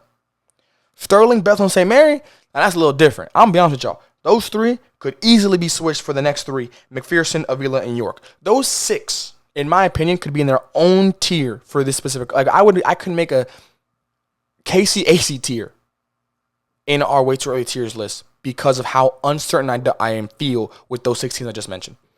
Any combination of those 3 making the postseason, I'm all here for it. I could see it. And I'm not talking about injuries. We never talk about injuries on this podcast. We were talking about everybody. Like, we're not talking about that. Just off of what players they have, new coaches, old coaches, all that type of stuff. Those 6 teams, you got me. Whatever you want to go with, I'll go with you. Yes, you. I'll go with it. You want to rock with let's go St. Mary, McPherson, Avila. Let's do it. I'm with you. You want to walk with another 3? You want to switch it up? Whatever. That's fine. The gap between Evangel, Friends, and Kansas Wesleyan and Tabor, there's a little gap. Not big, but it's a little gap. The gap between Tabor and Sterling, who's the next team, like I mentioned, in the playoff locks, that's a little bigger. It's a little bigger now. Now, the gap between Sterling, Bethel, St. Mary, McPherson, Avila, and York, together, there ain't no gap. They're on top of each other. They are literally in a basket, pull out a name, there you go. Now, the gap between those 6, Bethany, go back to a gap again. I do think Bethany will be an at-the-door team closer to break right, if I'm being honest. And the only reason I didn't put them in break right is because Ottawa, you're asking for a lot from a freshman that maybe is going to be too much to ask for right now. Southwestern, I'm nervous. I am nervous. I don't see enough to really make me excited right now. And in Oklahoma Wesleyan, that's I told you, that's my biggest question mark for the team. So there's a little gap between Bethany and those three, but it ain't that big. It's big though. It's there. You can see it, but you can look over it. That's what I'm trying to say. It's not a chasm that you don't even know where the other side of it is. It's all the way in the horizon. You can see it. Probably can't jump over it, but you can see it. Now York and Bethany, or the six that I mentioned, Bethany. Now that's a little. It's farther out there. Might have to put your hand up to your head to look out that far. To recap my tiers: contenders: Evangel, Friends, Kansas Wesleyan. Playoff locks: Tabor, Sterling, Bethel, St. Mary's. At the door: McPherson, Avila, York, Bethany. And then your break rights are Oklahoma, Southwestern, and Ottawa. Those are my break right teams, my at the doors, playoff locks, and contenders. That is going to do it for this part of the episode. Your KCAC 2025-2026 conference preview. Appreciate you guys being with me for the whole time. Please stay with us as we go now into the WHAC and talk with a newcomer to the podcast, but not new to the team, and give him some love like, yeah, I know you guys will do, because, again, he will be back in the future. But hopefully we'll see you guys on the other side. If not, make sure you guys like, comment, subscribe. We'll catch you on the next one. What's up, NAIA Hoop Reporters? It's your boy Manny here, and welcome back to the second part, actually, of episode 6, part 4 for our conference preview of the NAIA women's basketball scene. Just did the KCAC. Yeah, normally we don't do intros in the middle of the episode unless, of course, we're introducing someone new, and that is exactly what we're going to be doing here. Joining me to preview the WHAC, the Wolverine Hoosier Athletic Conference, is Coach Caleb Johnson from Olivier Nazarene. I hope I'm saying that right. All of it. I feel like I'm probably not the only one that's ever made that mistake. I hope I'm not. Yeah, but, Coach, thank you so much for coming on. I do want to take the early part of this preview to shout you out and give you your flowers, because for those who don't know, Coach Caleb has been a part of our team here at Hoop Report. He's been mainly on the social media side. He's been really good at just being an extra set of eyes, because, again, we all can't see everything. He's been great on the social media platform, and this won't be the only time he comes on for these conference previews, so I hope you guys are going to enjoy, because he will be back on in the future. But Coach just wanted to give you a intro to let everybody know what you've been doing and how grateful I am and the team are to have you a part of the staff. Yeah, well, hey, I appreciate it, man. I love what you're doing for NAI women's basketball. I've been around it for, I think, 12 years now overall. So definitely love that you're growing the game, and I just appreciate being here. The pleasure is all mine, Coach. Like I said, we're going to preview the WHAC here. Just did the KCAC. Great preview, great conference.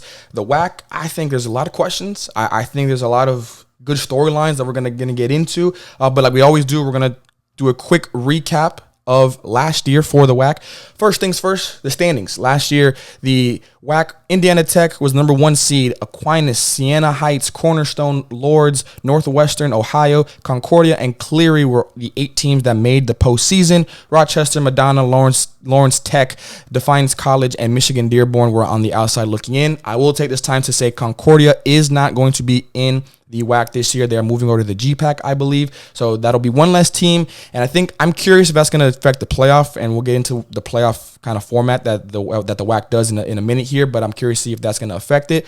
We'll go now from there to the recap for the postseason awards. Regular season champions were the Indiana Tech Warriors. Conference tournament champion were the 5th-seeded Lourdes Grey Wolf. Great run for them. Can't wait to get to talk to them, to talk about them. First team, second team, all defensive and all freshman team honorees. Congratulations to everybody that won an award, as well as your individual awards there. Newcomer, Player of the Year, and Coach of the Year. Coach, I always do this with all the people that I'm going to kind of preview the conference with, and I'm glad it is somebody who's been around the WHAC for a little bit so we can get even deeper into it. I'm not going to ask you your initial reactions to the WHAC, because I know you've been around and you've seen it plenty. But just tell the people at home what the WHAC is. How would you describe the WHAC to somebody? How would you describe this conference in terms of the players, the coaches, the teams, the style? Just kind of try and sum it up in a few words here. Yeah, I think it's very top heavy. For the most part, I know Indiana Tech has dominated over the years. So Coach Jessie Biggs, she's been there for years and has just kind of dominated the conference. So they've been, I think, 5 or 6, maybe even 7 straight years that they've won the conference regular season. So they kind of have the conference in a stranglehold for sure. Definitely respect her. I think last year overall, the conference, I think, was disrespected just in terms of the national perspective. I think Indiana Tech getting a 14 seed, I think, was one of the biggest storylines I took away from the bracket. And they proved it. I mean, they made it to the Sweet 16, so they upset St. Francis in the first round. I can't remember who they beat in the second round, but they made it to the Sweet 16 as a 14 seed, which, again, I think 14 seed was just crazy. They won 30 games, one of the best teams in the country every single year. So I think just that, like, overall, I think just the national perspective, for whatever reason, last year, the conference only got 2 bids to the national tournament. Lourdes got the second bid. They didn't get any automatic bids or at-large bids. So I think it's I'm excited to preview it, because I think, just doing some research on it, I think it's going to be a lot of chaos at the top of the standings. There's a lot of room for, I think, growth in the conference from the middle to bottom tier of the conference, and then hopefully seeing some development from some of the teams at the bottom last year to hopefully kind of make themselves more competitive this year. But I'm very excited for the conference this year. No, absolutely. And a little note on Indiana Tech. I did see them play a few years back. The play style they play, the depth, all that kind of stuff. They have been one of the best teams in the country for the better part, like you said, of years. And I didn't know what seed they were when I was doing the research, because, like you said, they upset number 3 seed, which I wasn't surprised by. But then when they said, when the article said they upset number 11, I said, okay, so what seed was Indiana Tech for them to be an upset there? 14 is crazy. That's definitely wild to me. Yeah, and I can see where the disrespect was for sure. But like you mentioned, there are going to be some good storylines going into it. So we're going to talk right about that here. The first question: who is your favorite from the pack at the top of the WHAC? We're going to look at the top 5 teams, so to speak. And question 2 will be, do you believe the WHAC is due for a shakeup? Then we'll talk about who we think will make the postseason that missed it last year. And as we always do here, someone goes in, someone's got to come out. So who's going to come out of the postseason picture? And then our way too early tiers prediction: contenders, playoff locks at the door, and break right. Contenders are teams we feel can win the regular season or the conference tournament championship. Your playoff locks are teams that we feel will be in the playoff picture and in the playoff hunt. At the door, teams we can see going left or right, going in or out of the playoffs. And your break right teams that we feel like it's just going to have to all go your way for you to get into that postseason picture. Coach, I'm excited because, as we were talking before, I know it's great to have someone on who is a little more in-depth into the world than I am of NAI hoops. So you're going to know some things. You're going to tell us some things. You're going to break some news even to me, and I'm so excited for that. We're going to start with Indiana Tech. Indiana Tech, we just talked about them. Regular season champions, a national contender team. 4th straight title. Like you mentioned, they had a 16-game winning streak to end the regular season. They put up 72 points per game in that streak. They held opponents to 51 points per game. They were just on a tear. They finished the year 19-2, including the national tournament and the conference tournament. What was your take when you looked at this Indiana Tech team? From a returning standpoint, Taylor Covington, first team all-conference member, player of the year. She's going to be arguably a player of the year in the country type of player next year. I think she's going to have that type of resume, I'm sure. And then you also have Jaden Gully, who's an all-freshman team member, so her development, that's the future right there. But talk to me a little bit about this team from a returning standpoint, and then also what they're losing, because they are losing a lot. Yeah. I mean, I think you hit the nail on the head. I think Taylor Covington is a superstar. I mean, we actually played Indiana Tech last year. They took us down early in the season, and I mean, she was the main reason. I mean, we do a lot of pressing in our style, and we couldn't contain her. She was a one-man press break, one of the most skilled, talented, athletic guards that we've ever coached against. Just a really special talent. So I think she's going to be the clear favorite for player of the year in the conference. But like you said, they do lose a lot. Genevieve Decker was one of the best athletes I've ever seen at the NAIA level from her position, just a forward who could straight up jump. She was athletic. She was a problem. Every coach in the WHAC, I'm sure, is thankful she's gone, but that's a huge, huge loss for them. Defensive Player of the Year in the conference.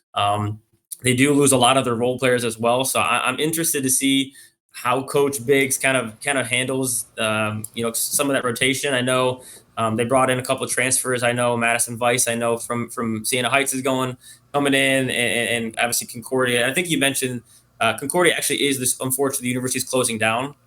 So there's a Concordia in Nebraska in the GPAC, but this is Concordia in Michigan. The school closed down, unfortunately. So so all their players are kind of have to find new homes.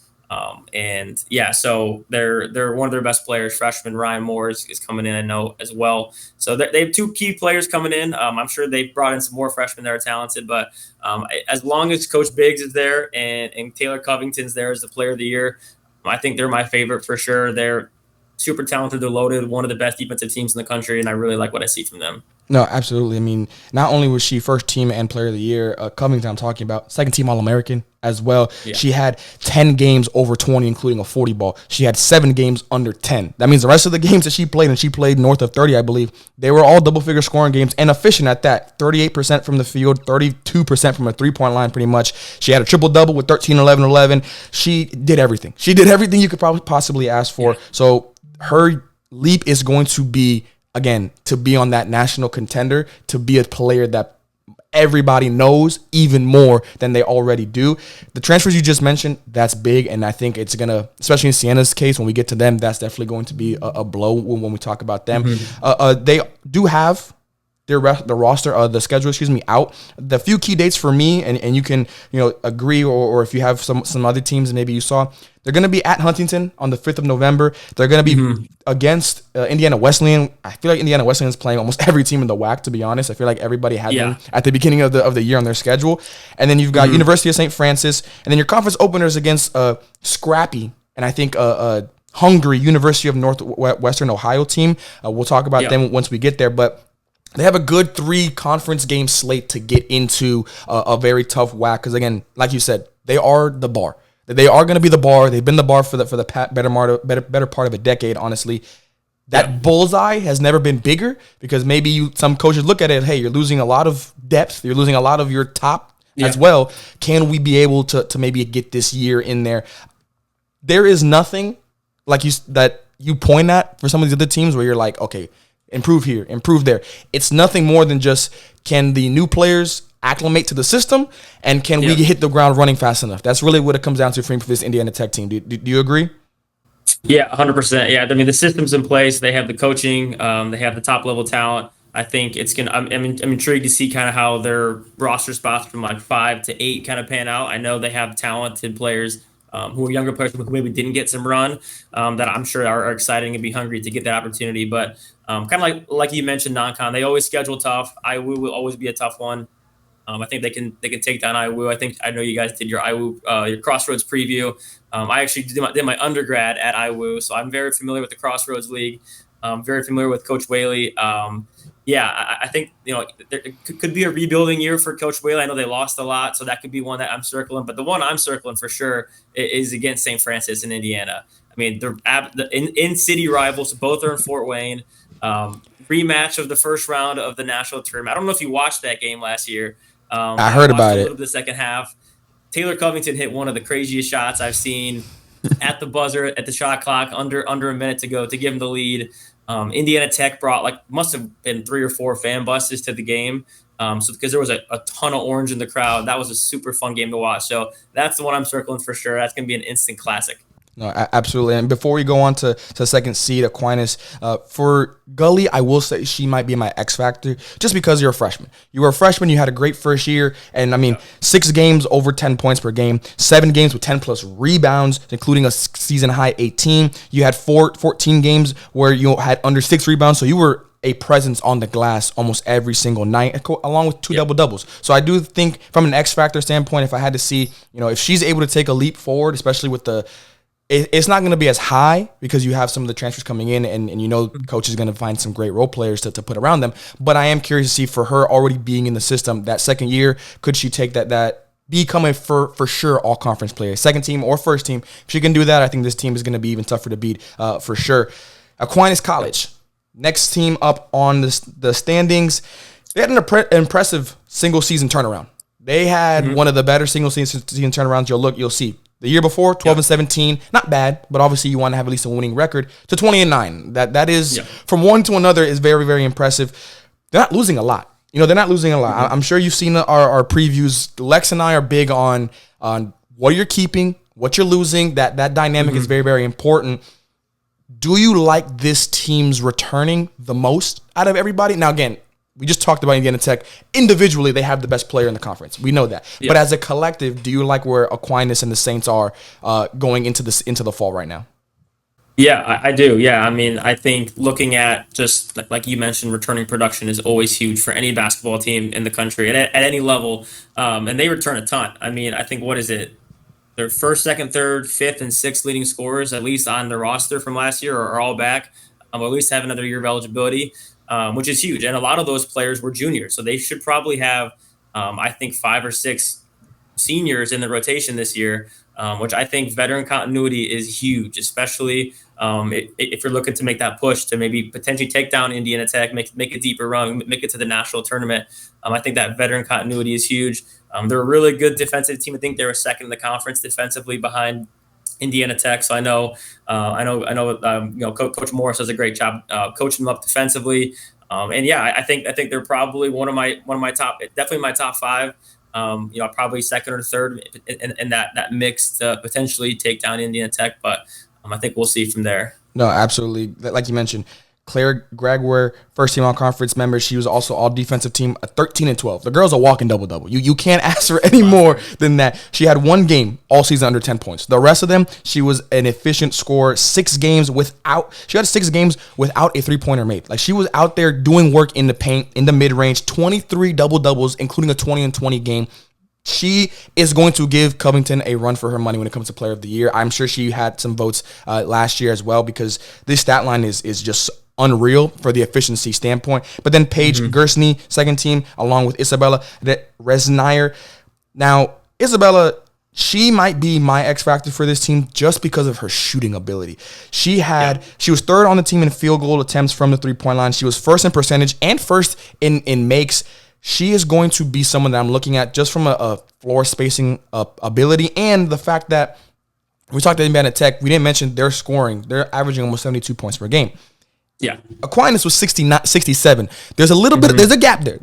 Now, I do think if you can get some of the shooting, because the 3-pointer under 30% for Aquinas, I think that can get higher. I think, like you mentioned, another year under these players' belt, comfortability in the conference, in the system, you're going to get a lot more of these opportunities, and you're going to be able to knock them down. If they can get that number up closer to 70, not necessarily crossing 70, but if you can get to 68, even another one possession, 68, 69, I feel like it's a lot different from a night-to-night standpoint, because the defense is there. Like you mentioned, second behind Indiana Tech, both of them holding teams under 60 points per game. They're going to be fine from that standpoint. They did have a 12-game winning streak at one point throughout the year, so this team did whatever they did in the previous offseason. It worked. It landed, and I'm curious to see if they're going to be able to stick with it and be able to repeat that success throughout this year, because I think maybe the year before, last year, they may have been a little bit of a sneaky team. People may have overlooked them. I ain't going to be the case this year. They're going to have a nice circle behind them.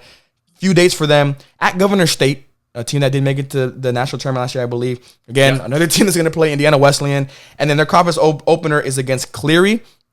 Cleary, new coach, and we'll talk about them once we get there. So that might be a good test because, again, a new team, a new coach, a new system. How do you respond to someone that's going to be in the conference?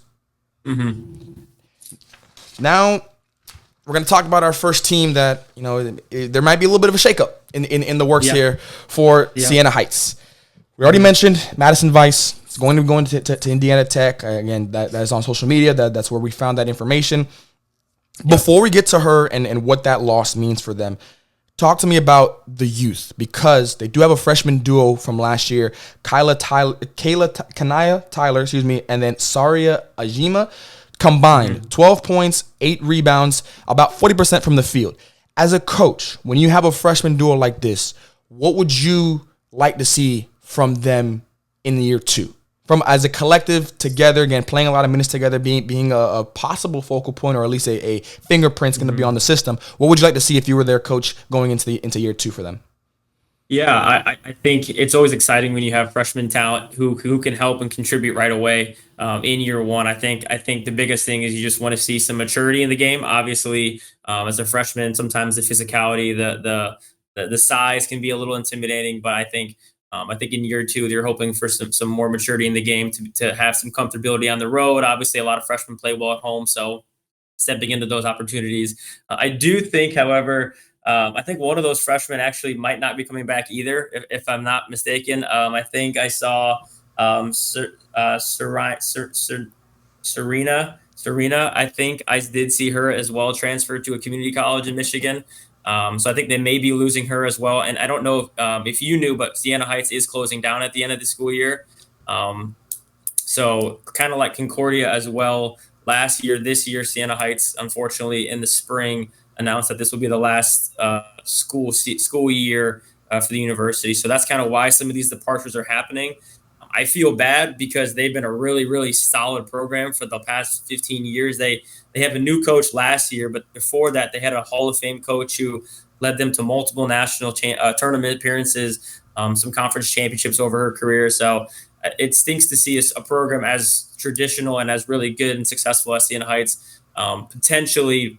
Well, obviously the school is closing, but potentially having a set down season in kind of their last year. But I mean, there's still some talent there on the top of the standings, but we'll kind of see how that shakes up against some of these hungrier teams at the bottom. No, absolutely. And there's always that element when this happens that it's going to go one of two ways. You're going to go all out. It's going to be a magical year, or it could be a rough one, obviously, because you know the end is coming. But when you know the end is coming, there's no pressure. I always say the teams that are the scariest are the teams that don't have any pressure, because I'm playing with house money. No one really expects too much from me. So this could be a team that conference championship, I don't know about that, but playoff upsetter, someone who maybe takes a game here or there. You look up and then in the standings, they're still in the middle of the pack, and you know how it is. Playoff, it's one game. It's one game in a week. You never know what could happen. We saw actually a lot of teams, because I followed Bethel from the Mid-South, their run through the conference last year in the tournament. Yeah. But going through all these previews, I realized how many lower seeds actually. There were a lot of bid stealers last year. When we talk about the postseason, again in this conference with Lourdes, who was a 5th seed, Bethel, who was a 5th seed. We saw I think we just mentioned the KCAC. I think it was Sterling. They were the 6th seed. They were a lot of teams that were upsetting throughout the postseason. So you never know. It can very, very, very much happen. Now for this team specifically, they lost in the quarterfinals to the 6th seed, University of Northwestern Ohio. They actually played them twice. They were the last game of the regular season and the first playoff game. Both games went into overtime. So they clearly just know each other, and it was definitely, I'm sure, a tough ending for them. But I do think overall, when you're losing Iana Wan, first team all-conference member, Brooke Remben, who was a 12-point per game scorer, along with Madison and possibly one of your freshmen, it's going to be a development year in the sense of who from in-house, who from this transfer portal, who from the recruiting class is going to be the one to step in and try and shake things up. Again, the ceiling might be a little bit lower, but I do think the ceiling is still a playoff team that is going to be a tough out once we get to that point of the year in the WHAC. Still a very competitive team. We're very well coached for sure. Cornerstone. I'm going to talk to them. The first thing I want to say to them, they were my streak snappers, because they snapped 2 10-plus game winning streaks last year. I mentioned Aquinas, Indiana Tech. Cornerstone was the one that ended both of those streaks. Okay. So I just wanted to give them the shout out, because I know it can be very hard to beat teams that are just on a roll like that, especially 2 of the best teams in your conference. So I wanted to give them their flowers for that. But this team, they could be dangerous. I think they're better than their 17-14 record showed last year. I think that when I was looking through their schedule and I was looking at last year, it jumped out to me that they were better than 5 games above 500. I think they dropped some games here and there that they probably know they shouldn't have. They couldn't get to what they wanted to. They ended up losing in the conference finals. Again, another lower seed, quote unquote, making it to the final 2 in the conference tournament. What did you hear about last year from Cornerstone? What was the takeaway? What was the overarching kind of theme for this team throughout the year, and then even in the postseason when they kind of caught lightning in the bottle, so to speak, and were able to get a good run there? Yeah, I mean they were a surprise team for me for sure. They've kind of been up and down over the course of my time in the NAI. They went to the national tournament, I think back in 2018, and as an 8 seed, they actually almost beat the number one team in the country that year, Southeastern. That was an awesome game. I remember watching that one. And then they had some down years in between there. But last year to win 17 games, they started out really slow. They got beat pretty bad by some really good Crossroads League teams, which I mean, I think that always kind of exposes you when you're scheduling non-conference toughness. The way they did playing St. Francis, I think they played Grace and Iowa, played some really tough teams. But then they bounced back and rallied in the conference, and they really, I mean, they impressed me. They were one of the more impressive teams to see them continue to have a winning season. To upset Indiana Tech in the conference semifinals was one of the more shocking results of the season. Not the fact that Cornerstone's not good, because they were very good, but Indiana Tech has just been that dominant. And to lose or to beat them at Indiana Tech, when basically the biggest game of the season for them, that was a huge win. I really was impressed with I think Jaxie Long. She's a stud. She's a really good scorer. Kind of a 3 levels traditional, like not going to blow you away with her athleticism, but just like score at the rim, can get to the 3. Really good mid-range jump shooter. So I'm impressed with her. With her coming back, I think that elevates them because she's one of the conference's best players. They do lose quite a bit in the middle with some of their second, third, fourth production, but I think with a season of success, I think with the coach. Let's see, where are they? Entering year 8. Coach Yonkers is entering year 8, so she's been there, done that. They can bring in some production, whether transfers or freshmen or development internally. I think they can definitely be one of those top 4 teams again. No, absolutely. You mentioned what they're losing. 2 second-team all-conference members, Mackenzie Goodwin, Olivia Kubik, 10-plus point per game score, both of them. Mackenzie at 10.7, Olivia at 13.6. Also efficient scores as well. That's obviously can never be underrated. And then you've also are losing some key depth with Stephanie Ainsworth and Jaylee Long, combined 12 and 6 rebounds per game. You're going to be losing a lot, but like you mentioned, when you have longevity there, like the coaching staff does, they're able to adjust on the fly. And we know how it is nowadays in basketball, especially at this level. It can all change on 1 year. One good recruiting class, one good offseason, it can really catapult you to be where they were maybe on the cusp. Like you mentioned, they got hot at the right time, but they could be a team. They're also a team that you beat Aquinas, and you had Aquinas at the season low. When they beat them 55-40, that was the lowest points that Aquinas had scored all year. So it kind of shows you the depth and the ability for this team to be one of the best in the WHAC and possibly a real contender outside of it. But it also showed that there were some inconsistencies, and I think that's probably the biggest thing that they were harping on throughout the year. You mentioned Jaxie, 2 30-point games, 11 20-plus point games, a double-double, very efficient from the three-point line. To shoot 33.5%, we'll give her 34. On 6 attempts per game, knowing that there are going to be teams that are scouting you. There are going to be teams that say, hey, don't let her shoot. Everything's got to be contested. It shows her ability to just flat out get buckets, flat out score the ball. It's a skill and art that everybody wants to do, but some people are just gifted with it, and she definitely was that. Going to be a first-team all-conference member again. I think she kind of, for me at least, is going to close up the top 3 that I'm looking at for player of the year between her and then between Covington. And then we said from Siena, Miss Claire. I think those 3 are going to be the ones, the front runners early on, and then we'll see obviously how the season shakes out. Their schedule is up as well. They've got the Cougar Classic at University of St. Francis. They haven't put who they're going to play yet, but you're going to a Crossroads League team, a Classic. They're going to bring in somebody. They're going to bring in somebody. So they're going to definitely have a good test there. And they've got Iowa, like we've been saying. Season openers for conference opener, I should say. Siena Heights, good test because Cornerstone was a 4th seed. Siena Heights was a 3rd seed. This new Cornerstone year with Siena possibly having a setback early at least. Can you take advantage of that early conference win, and can we move forward building off of it? Before we talk about Lourdes, I do want to ask you from a coaching perspective, because I'm not sure how many teams you have in your conference. How many teams do you guys have? 12, I think. Or, no, 13. We added a 13th this last year. Yeah. So there's a lot of conferences I feel like I think majority have 10 plus or so. I think it's a good amount. Overall, every conference almost has 3 games in the fall for your conference record.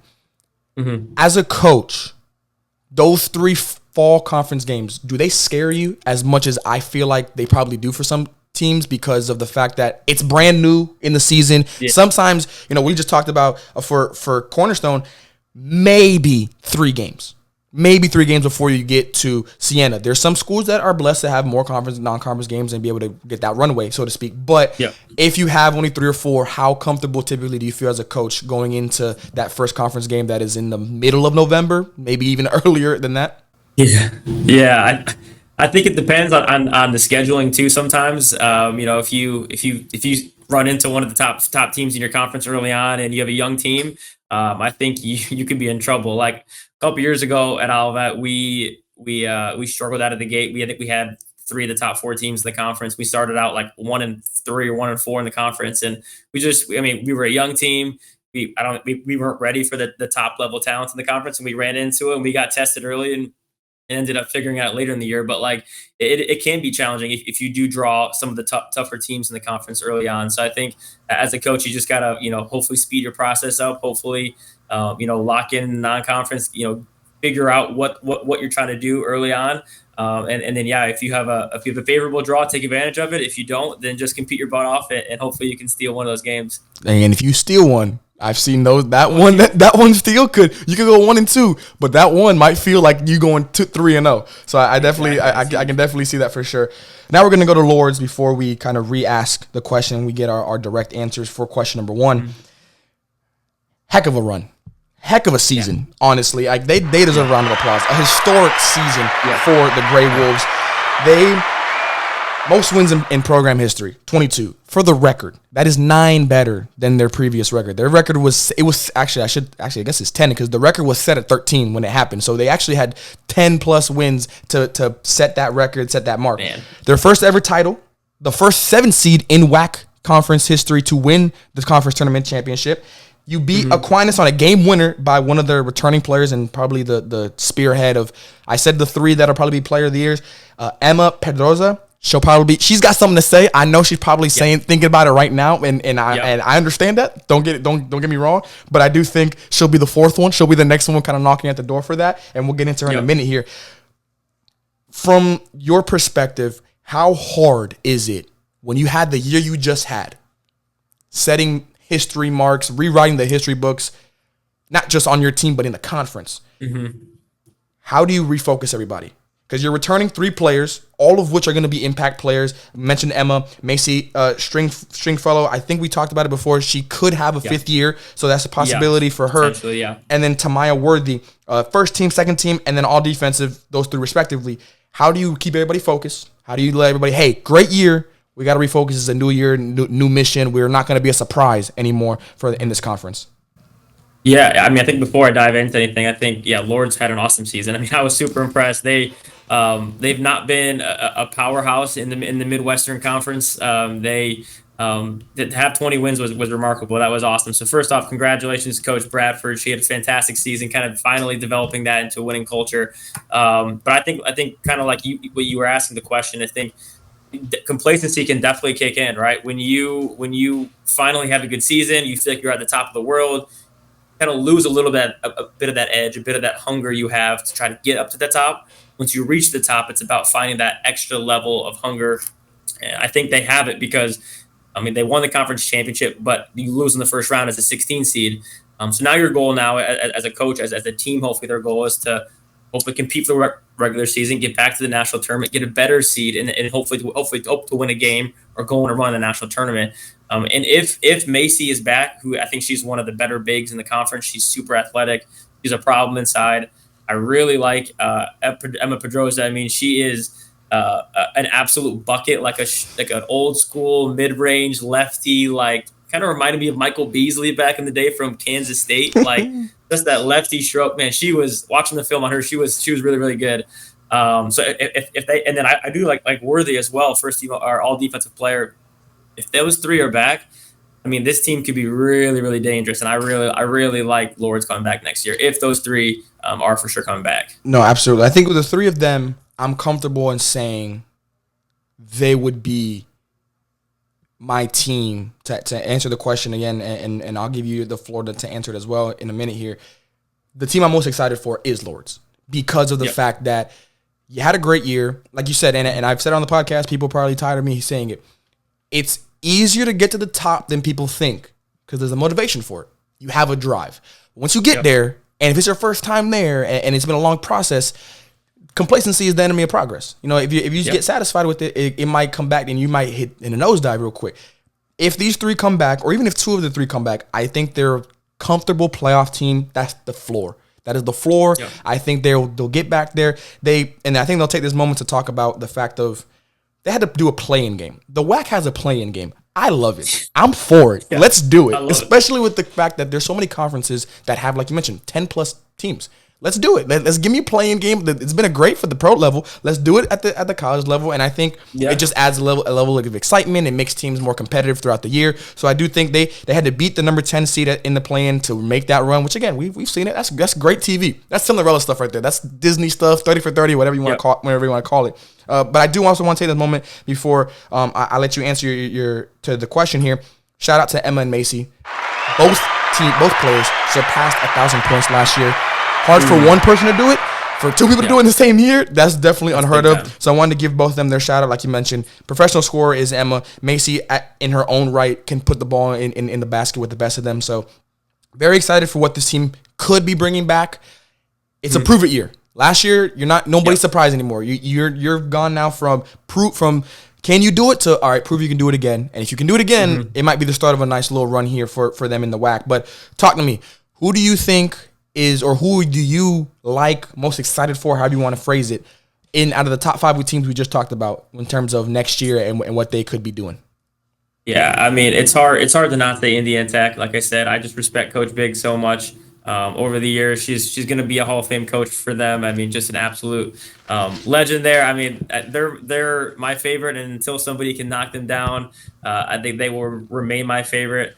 I did say how much I love Lourdes. I do like Lourdes' roster a lot, especially if Macy comes back. I mean, she's a dynamic post. And now Aquinas is kind of my next one because they return so much production. They have a veteran coach, a really solid defensive team. And I think in this conference, defense wins a lot. Not a ton of offensive firepower in this conference. So I think because they're so solid defensively, they have a really high veteran return rate. I think those three are probably my top favorites for sure from these 5. No, absolutely. I think that is a good, because the great part about it is, and it shows the kind of leads in the question 2 here on, is the WHAC due for a shakeup? All 3 teams you just mentioned, they all have something different about them. Again, Indiana Tech, the team to beat, they've been that. Lourdes, the surprise, welcome to the party, I'm here to stay. And then Aquinas, who maybe underrated, maybe under the radar. You had a 20-win season, but then maybe you're not as talked about. Maybe people are thinking that it was not a fluke, but something that can it be replicated again because you're returning so much and you were that good. So I think it shows the depth of this conference for sure. We're going to talk about the rest of the conference now. Northwestern Ohio, biggest thing for the Racers, the loss possibly of the newcomer of the year, first team all-conference member, all-defensive, J.C. Allen. She was a big source of offense for them, 14 points per game, 12 field goal attempts. I understand the scoring for anybody when you score 14, 15, whatever. But when I look at the field goal attempts and you're almost 12 to 13 a night, the impact you have on the offense is deeper than just scoring. Because you're getting, obviously, you're not making all those attempts. So you're getting that level of attention for your offense. It shows that if she's not coming back next year, it's going to be a tough sled for a team that we like to say over here, and you can put your input on this. If you're 60 points below on offense, that's what you're putting up, say the offense struggles a little bit, right? If you're anywhere in the low 60s to about 67, 66, you're an average offense. I'd say you're pretty good offense. I think you're a solid team. 68 to 71, 72, even 73, great. You're a great offense. On any given night, you can really put up buckets. 74 and above, you're elite. I'm sorry, but at that point, you're an elite offense to me. If you're on the cusp of 80, 79.9, like this Northwestern team was, you're elite. You're in the conversation. So talk to me about how offensively, for a team that was so good on that side of the ball, 43% from the field, 31% from the three-point line, you are crashing offensive glass with 11 a game. How are you going to try and replicate or not fall as much as you may when you lose a J.C. Allen from your roster?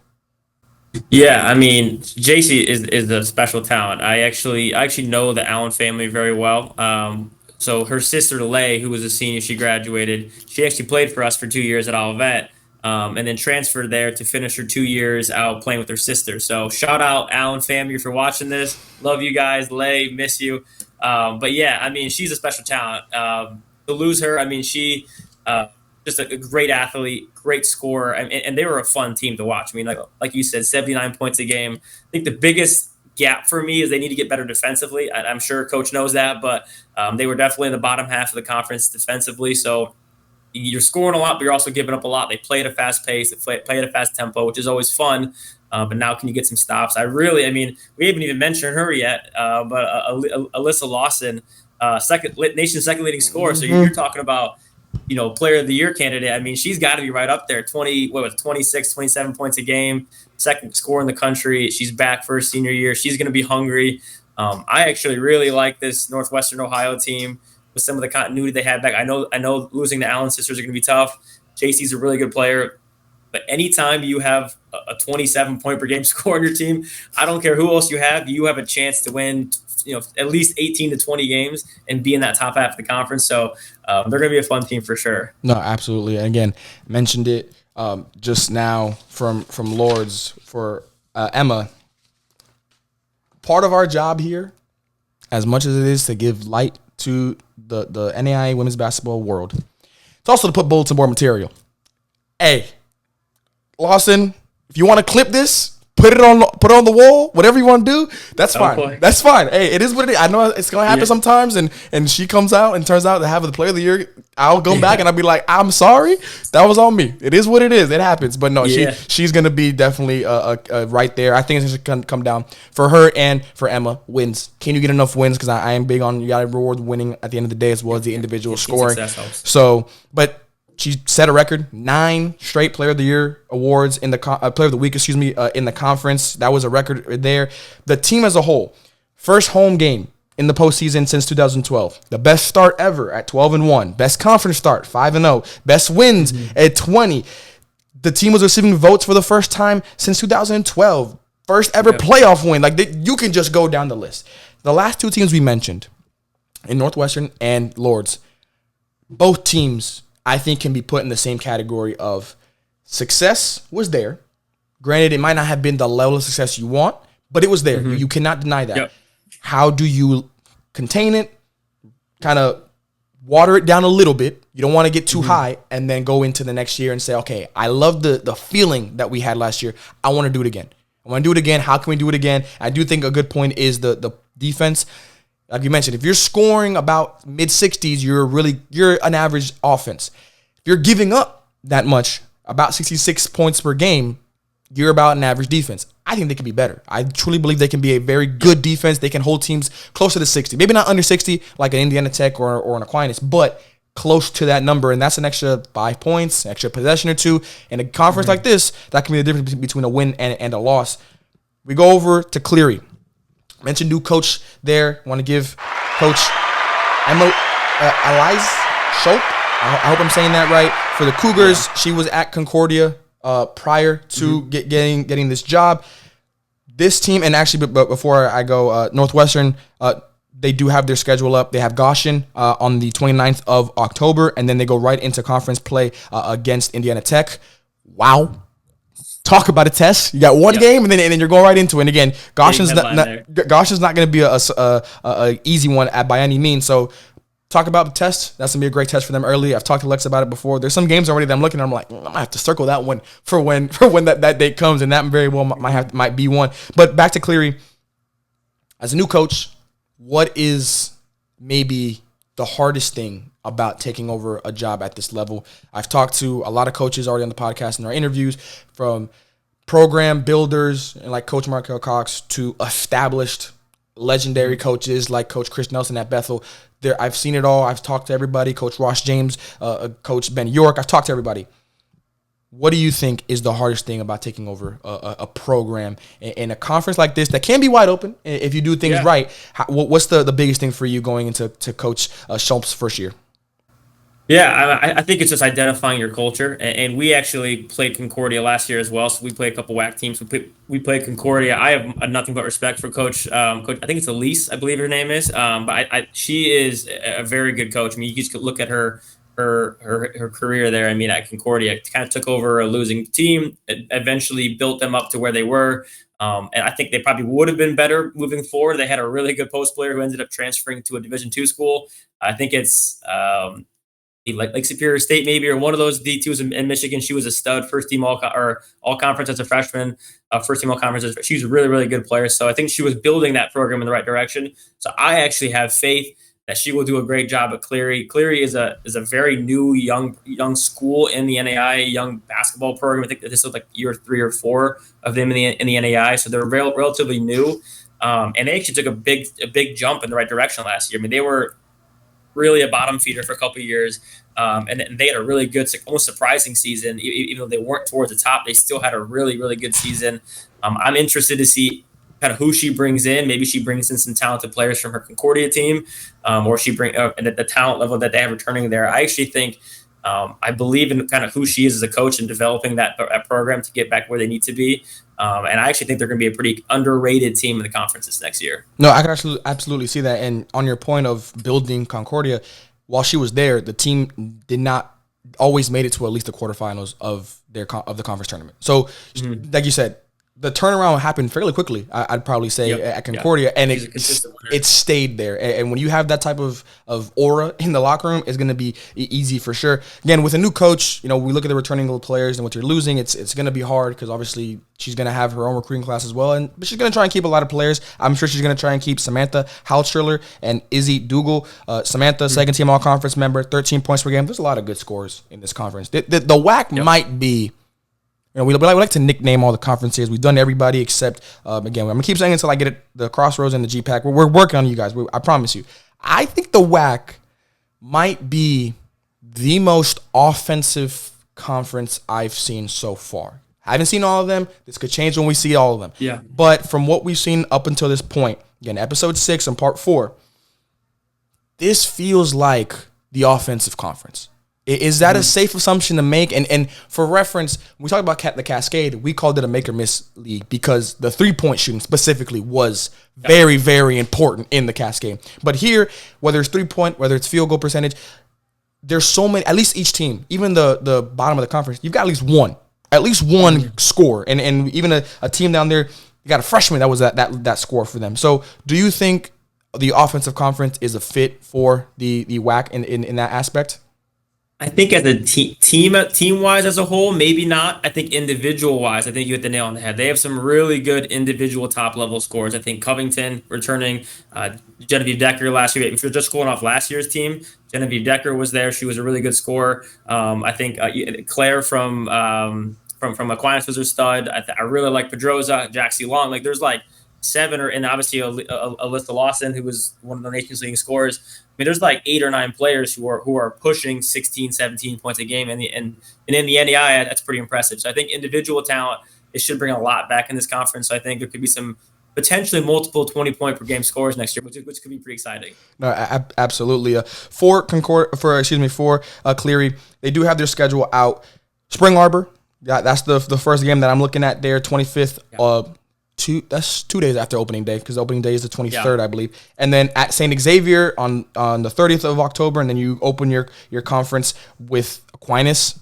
Again, a good test for them. A lot of these, kind of what we talked about earlier with early tests in the fall, a lot of these WHAC teams are going to have early tests on both sides. We talk about Aquinas, for example. Yes, they were the second team in the conference, and you think they might be the favorites, rightfully so.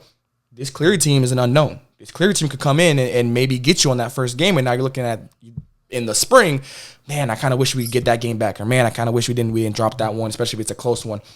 This is a new era for everybody. It's a new era for everybody because even on the roster for Cleary, they had 5 seniors last year. The team wasn't deep. They didn't have a deep team from what I saw, at least on their roster from last year. 3 of the 5 top scorers are leaving, those including those seniors. So there's a lot of teams here. I think you said it. I think you kind of touched on it a little bit.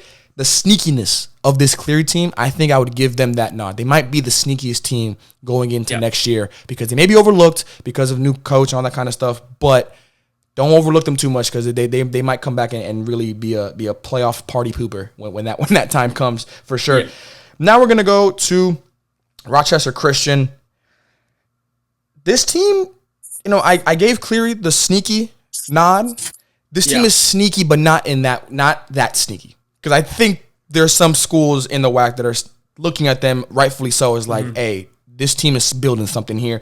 Do you agree with that? Because, again, 4 returners, all confirmed. I saw them on the roster. They're all coming back. And J.C. Summers, Samoa Anderson, Ashley Loon, and Melanie Moore. Is this team possibly primed for, I'm not going to say a leap, but a nice jump into, comfortably a playoff team when that time comes? I actually think so. I actually do kind of like what I'm seeing from Rochester. I think last year was their coach's first year, so I think year 2 was always a better step in the right direction for Coach Ocampo. I think entering year 2, I think it's always challenging when you're taking in a new program. Rochester was a pretty good team. I mean, they had a good program, kind of fell off a little bit, so he's kind of rebuilding the tools. I mean, you kind of said it. They're returning basically their whole roster, which I think continuity is super big. I think this conference is up for grabs. I think there's going to be a lot of teams, and I think from like 9 till 2, legitimately, could be a really, really tough test for anyone on any given night. They brought in, I believe, a Division II transfer who I think will really elevate their game as well. So I think that they're definitely one of those teams who missed the tournament last year, who I think could really push for potentially top half and maybe as a ceiling. But I think I'm pretty high on them, especially with their coach entering year 2, establishing the system he has, and hopefully building on some of these players. Because, I mean, all freshman player, J.C. Summers is a good player. I mean, it's going to be a very interesting roster. I'm excited to see how it plays out for them. Again, I like to give bulletin board material, so I'm going to give more here. J.C. Summers, second-team all-conference member. You ended the season. The last 11 games, you were averaging 20.2 points per game. You had 6 20-plus games, and you had 1 30-plus game. I need that for the whole year. I'm challenging you to do that, to be a guaranteed first-team all-conference player. I think you can do that, and I'm absolutely here for it. Samoa Andrews, consistency. I think she can be very consistent. She had, 15 games under 10 points. She had 5 games she didn't score. She had 8 games where she was above 15. So, it's kind of all over the place there. If we can even it out, the freshman consistency is definitely a thing. I think that second year, I need a little bit more of a leap. I need it comfortably 10 to 11 points per game. And like you mentioned, we need to add in a D2 possible transfer. This team, to me, right now, I would give them the title of playoff upsetter, in that if they make the tournament, they could be the one that kind of upsets somebody, or they could be the reason that someone drops in seeding or something like that when that time comes. They did beat Lourdes last year by 4. Yep. They lost to Cleary in the play-in game that did not allow them to be in the postseason. So these last 2 teams we talked about, very similar, very interesting because of what they are returning, and you just feel like something is kind of brewing in 2 different types of brewing, but you can feel something is coming here for both Cleary and Rochester. Their schedule is out. Now, going off of their schedule, it looks like they have their conference opener on the 29th of October, and they don't have a game before that. They may have like a scrimmage or something like that. I saw on their schedule, but it's not an official game. They have Michigan Dearborn.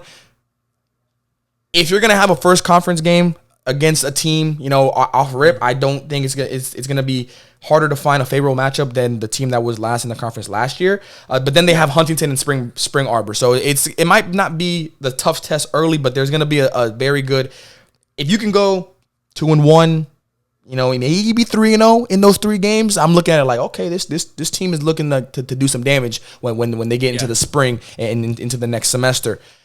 I will say, definitely shout out their coach for their scheduling non-conference, because it's Huntington, Spring Arbor, and then at Bethel is no easy test. Ooh. And then you scroll down to December, and then they go Carroll national tournament team, Kansas Wesleyan national tournament team, St. Francis, Indiana, who might be a top 5 team in the country, and then they have an exhibition against Detroit Mercy D1 school. So he is challenging his team in the non-conference. So.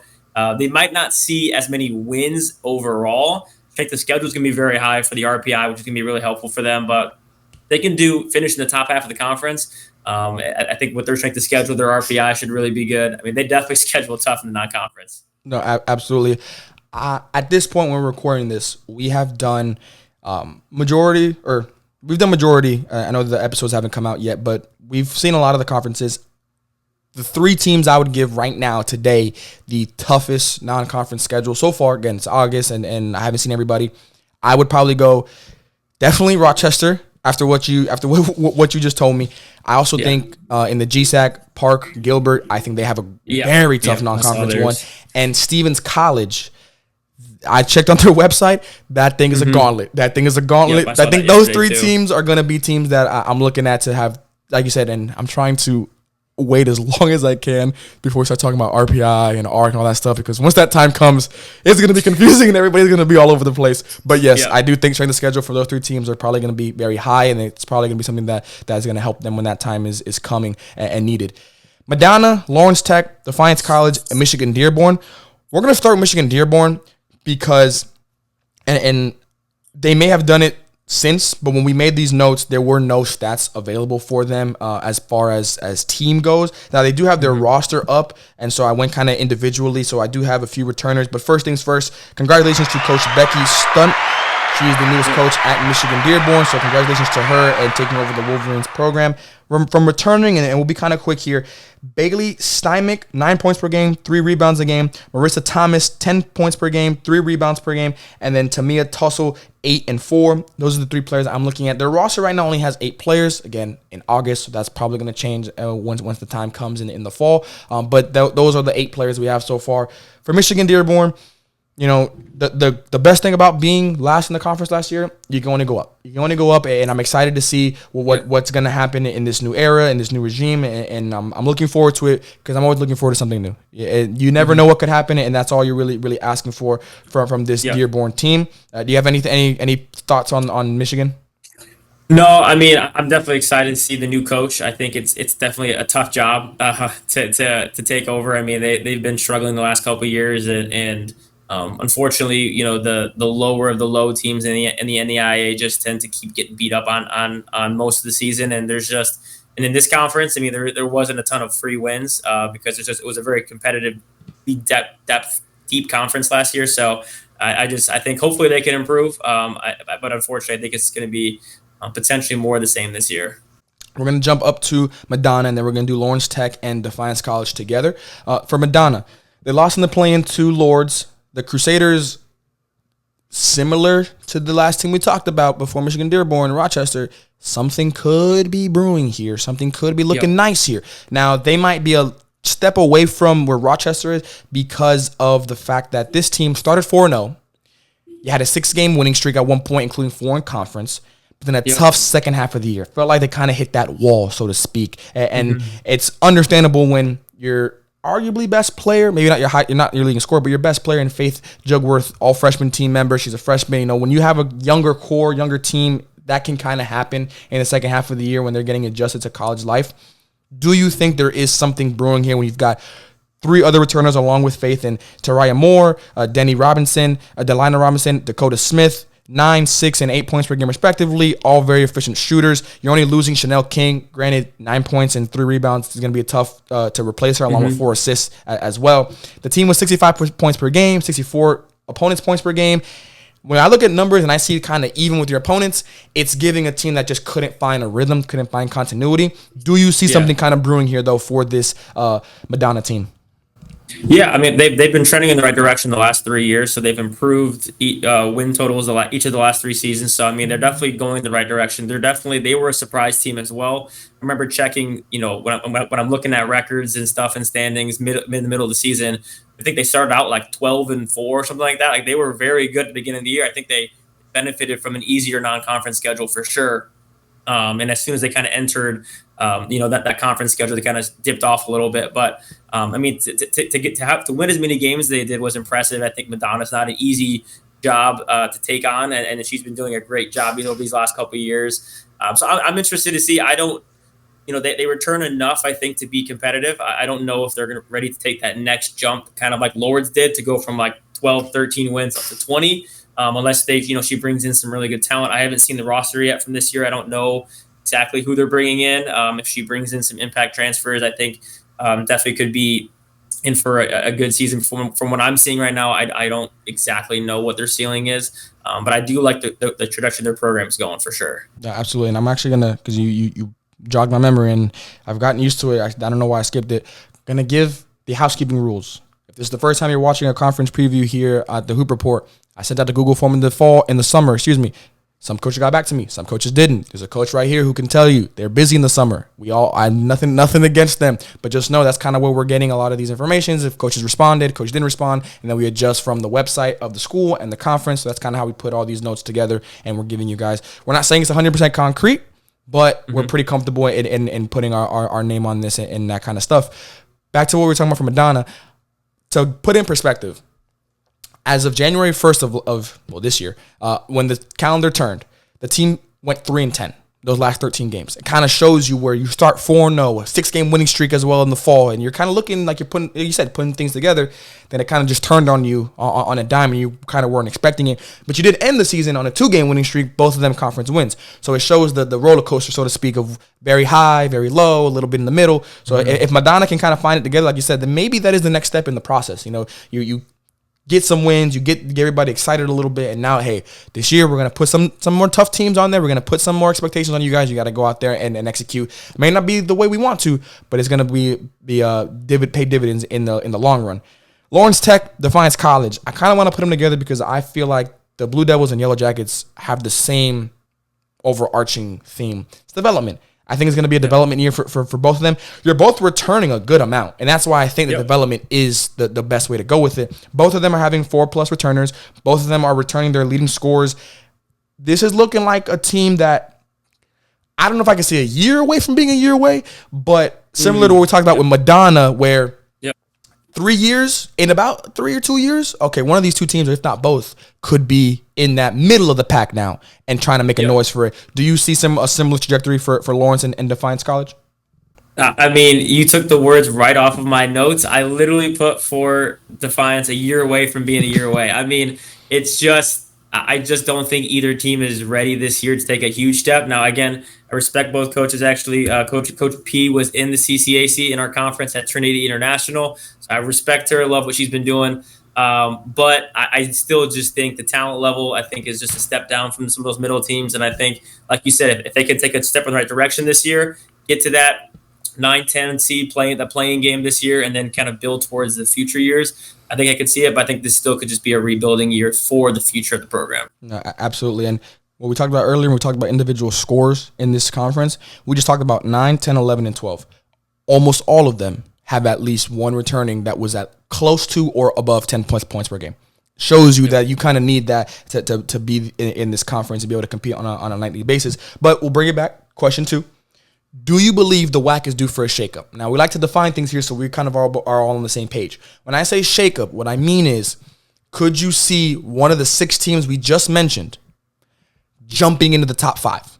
Any order. If that's the case, I'm going to need someone to come out because we're not just going to put everybody in there at the top 5 and leave everybody there.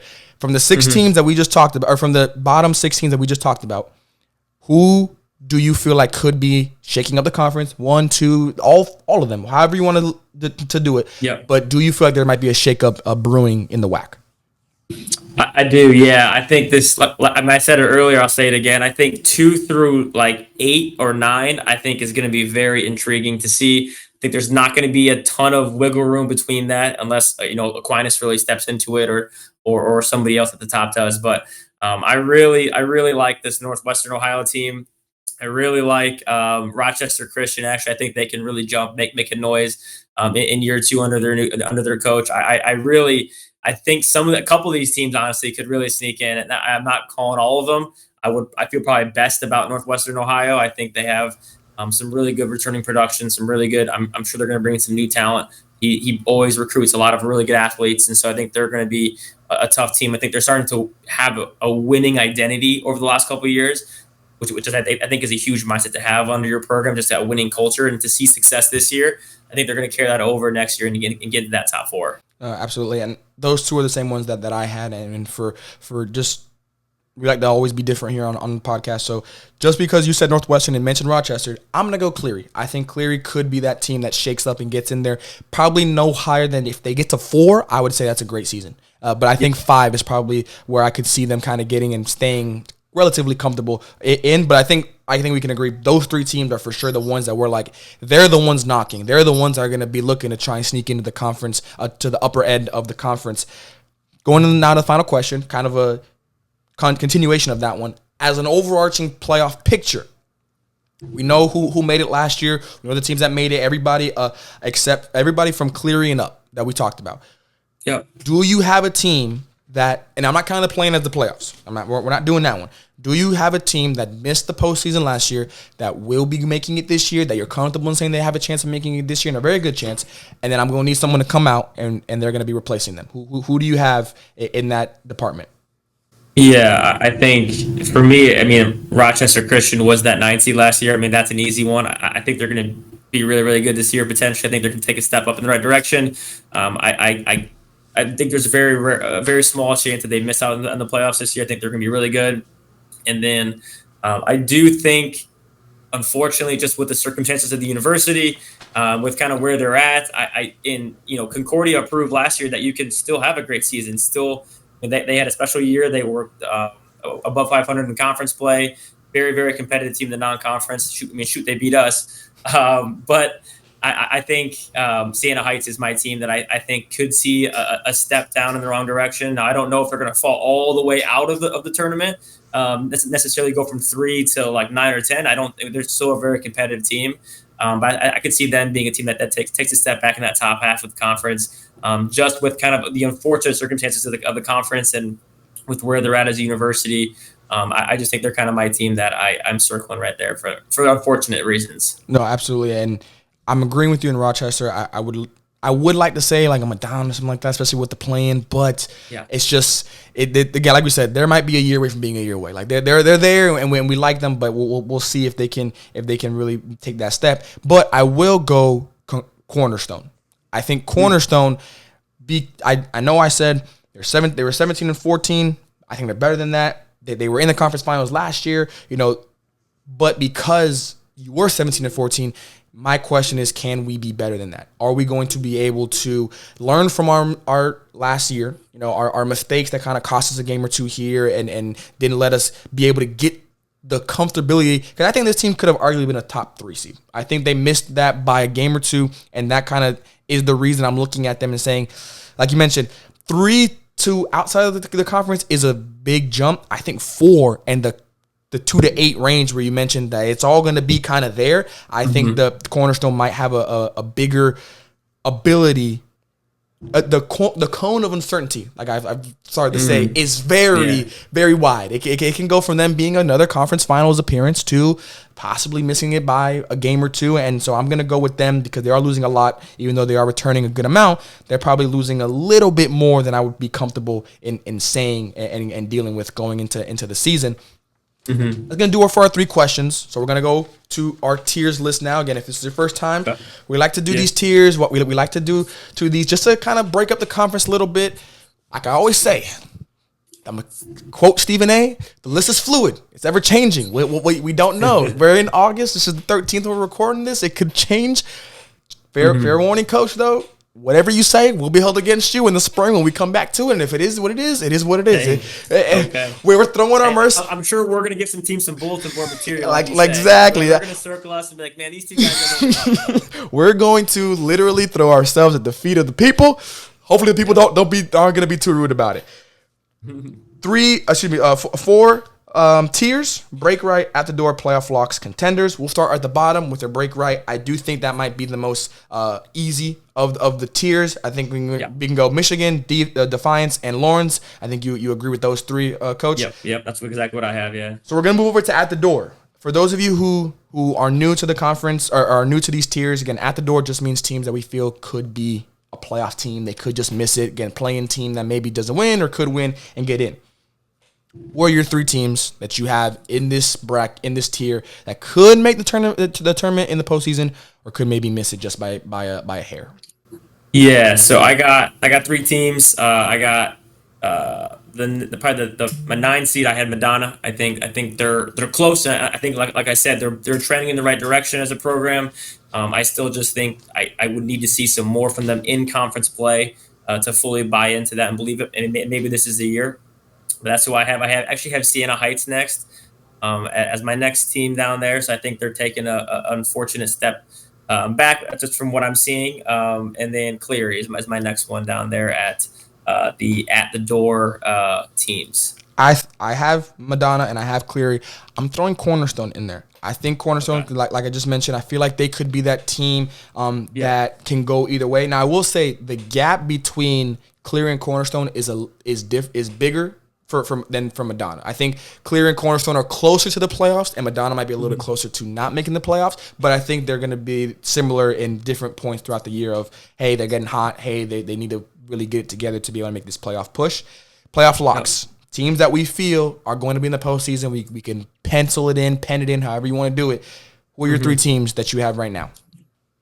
Yeah, and going back to what you said, I think my 6th seed was Cornerstone. So, I mean, literally, like, 6 and 7 were, like, basically, I mean, it's a coin flip. It definitely is. Cleary's right there. I love their coach, but what they're doing, they're going to be very much improved.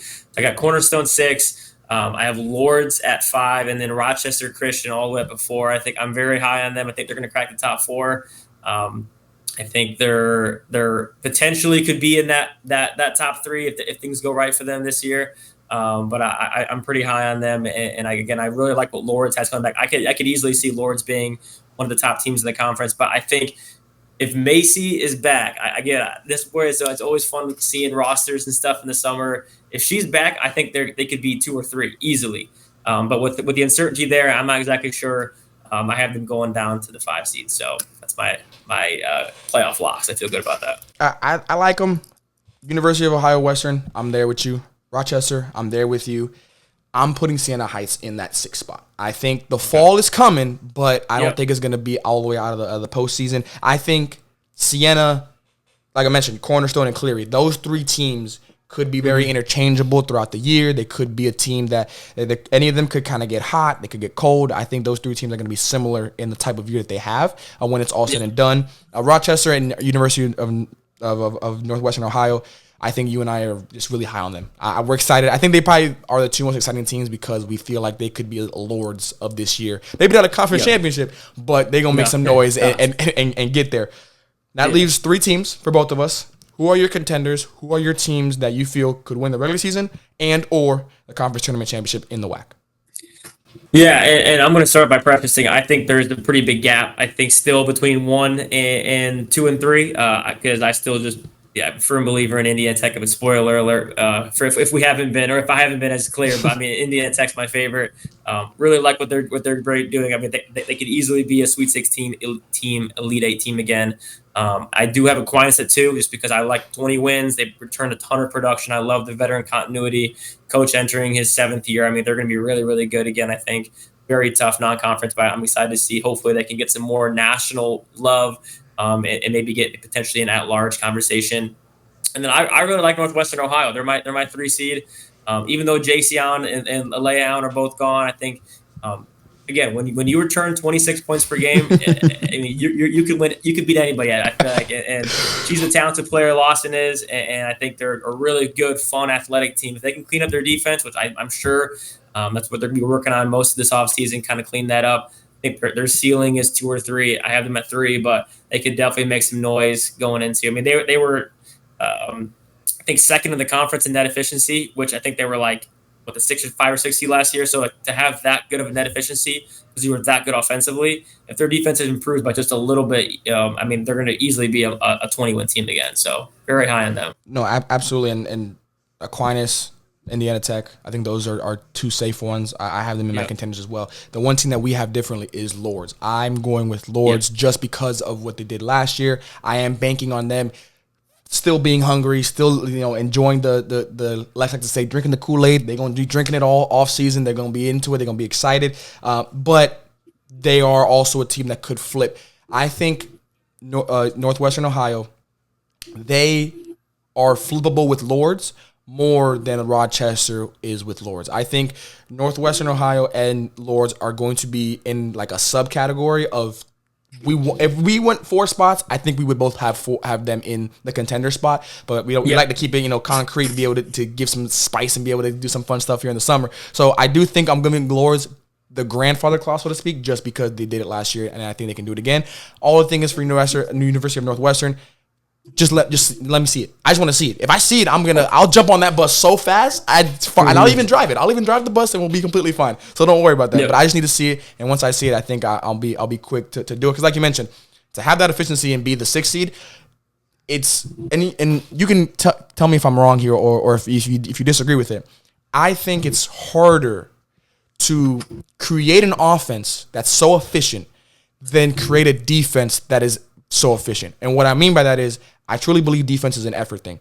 You can just off effort alone and off wanting to be a defender and wanting to help your teammates, you're going to create a good defense. You can want to be a good teammate on offense all you want. You can make the right passes. You can do all that stuff. It doesn't mean it's going to translate to buckets. It doesn't mean it's going to translate to efficient scoring. So do you agree that it's going to be easier for a University of Northwestern, for example, to become just a good defense, not even an elite defense, just a good defense, even a great defense this year than it would be for someone outside the playoffs picture that we have trying to get a really good offense over a season pretty much? Yeah, I completely agree. I mean, they're too athletic of a team, with the athletes they have to not be a great defensive team. I mean, so I didn't watch a ton of their games last year, but I know that they got after in transition quite a bit. So obviously, the more possessions you have, the more points you're going to allow naturally. I mean, our team at Olivet, we're no stranger to that. We give up a lot of points too. So I think they're naturally going to progress defensively with the athletes they have, but hopefully the buy-ins there defensively. I think it's really hard to scheme up offenses in the NAI at times. You need offensive talent, and they have offensive talent. I mean, you're not going to find a better bucket getter around than Lawson is and some of the players they have coming back. So, I mean, I think if the defense, like I said, is anything better than what they were last year, they're going to be a really, really solid team. Absolutely. I do think the floor is high, honestly, for them. I think the floor is high. If the floor is high, I don't even know where the ceiling's at. I'm sure we can't even see the ceiling. So, but that's going to do it for our WHAC preview. Coach, great job. I think it was an awesome interview. I looked down at the bottom. We've been talking for over an hour. Didn't even know it.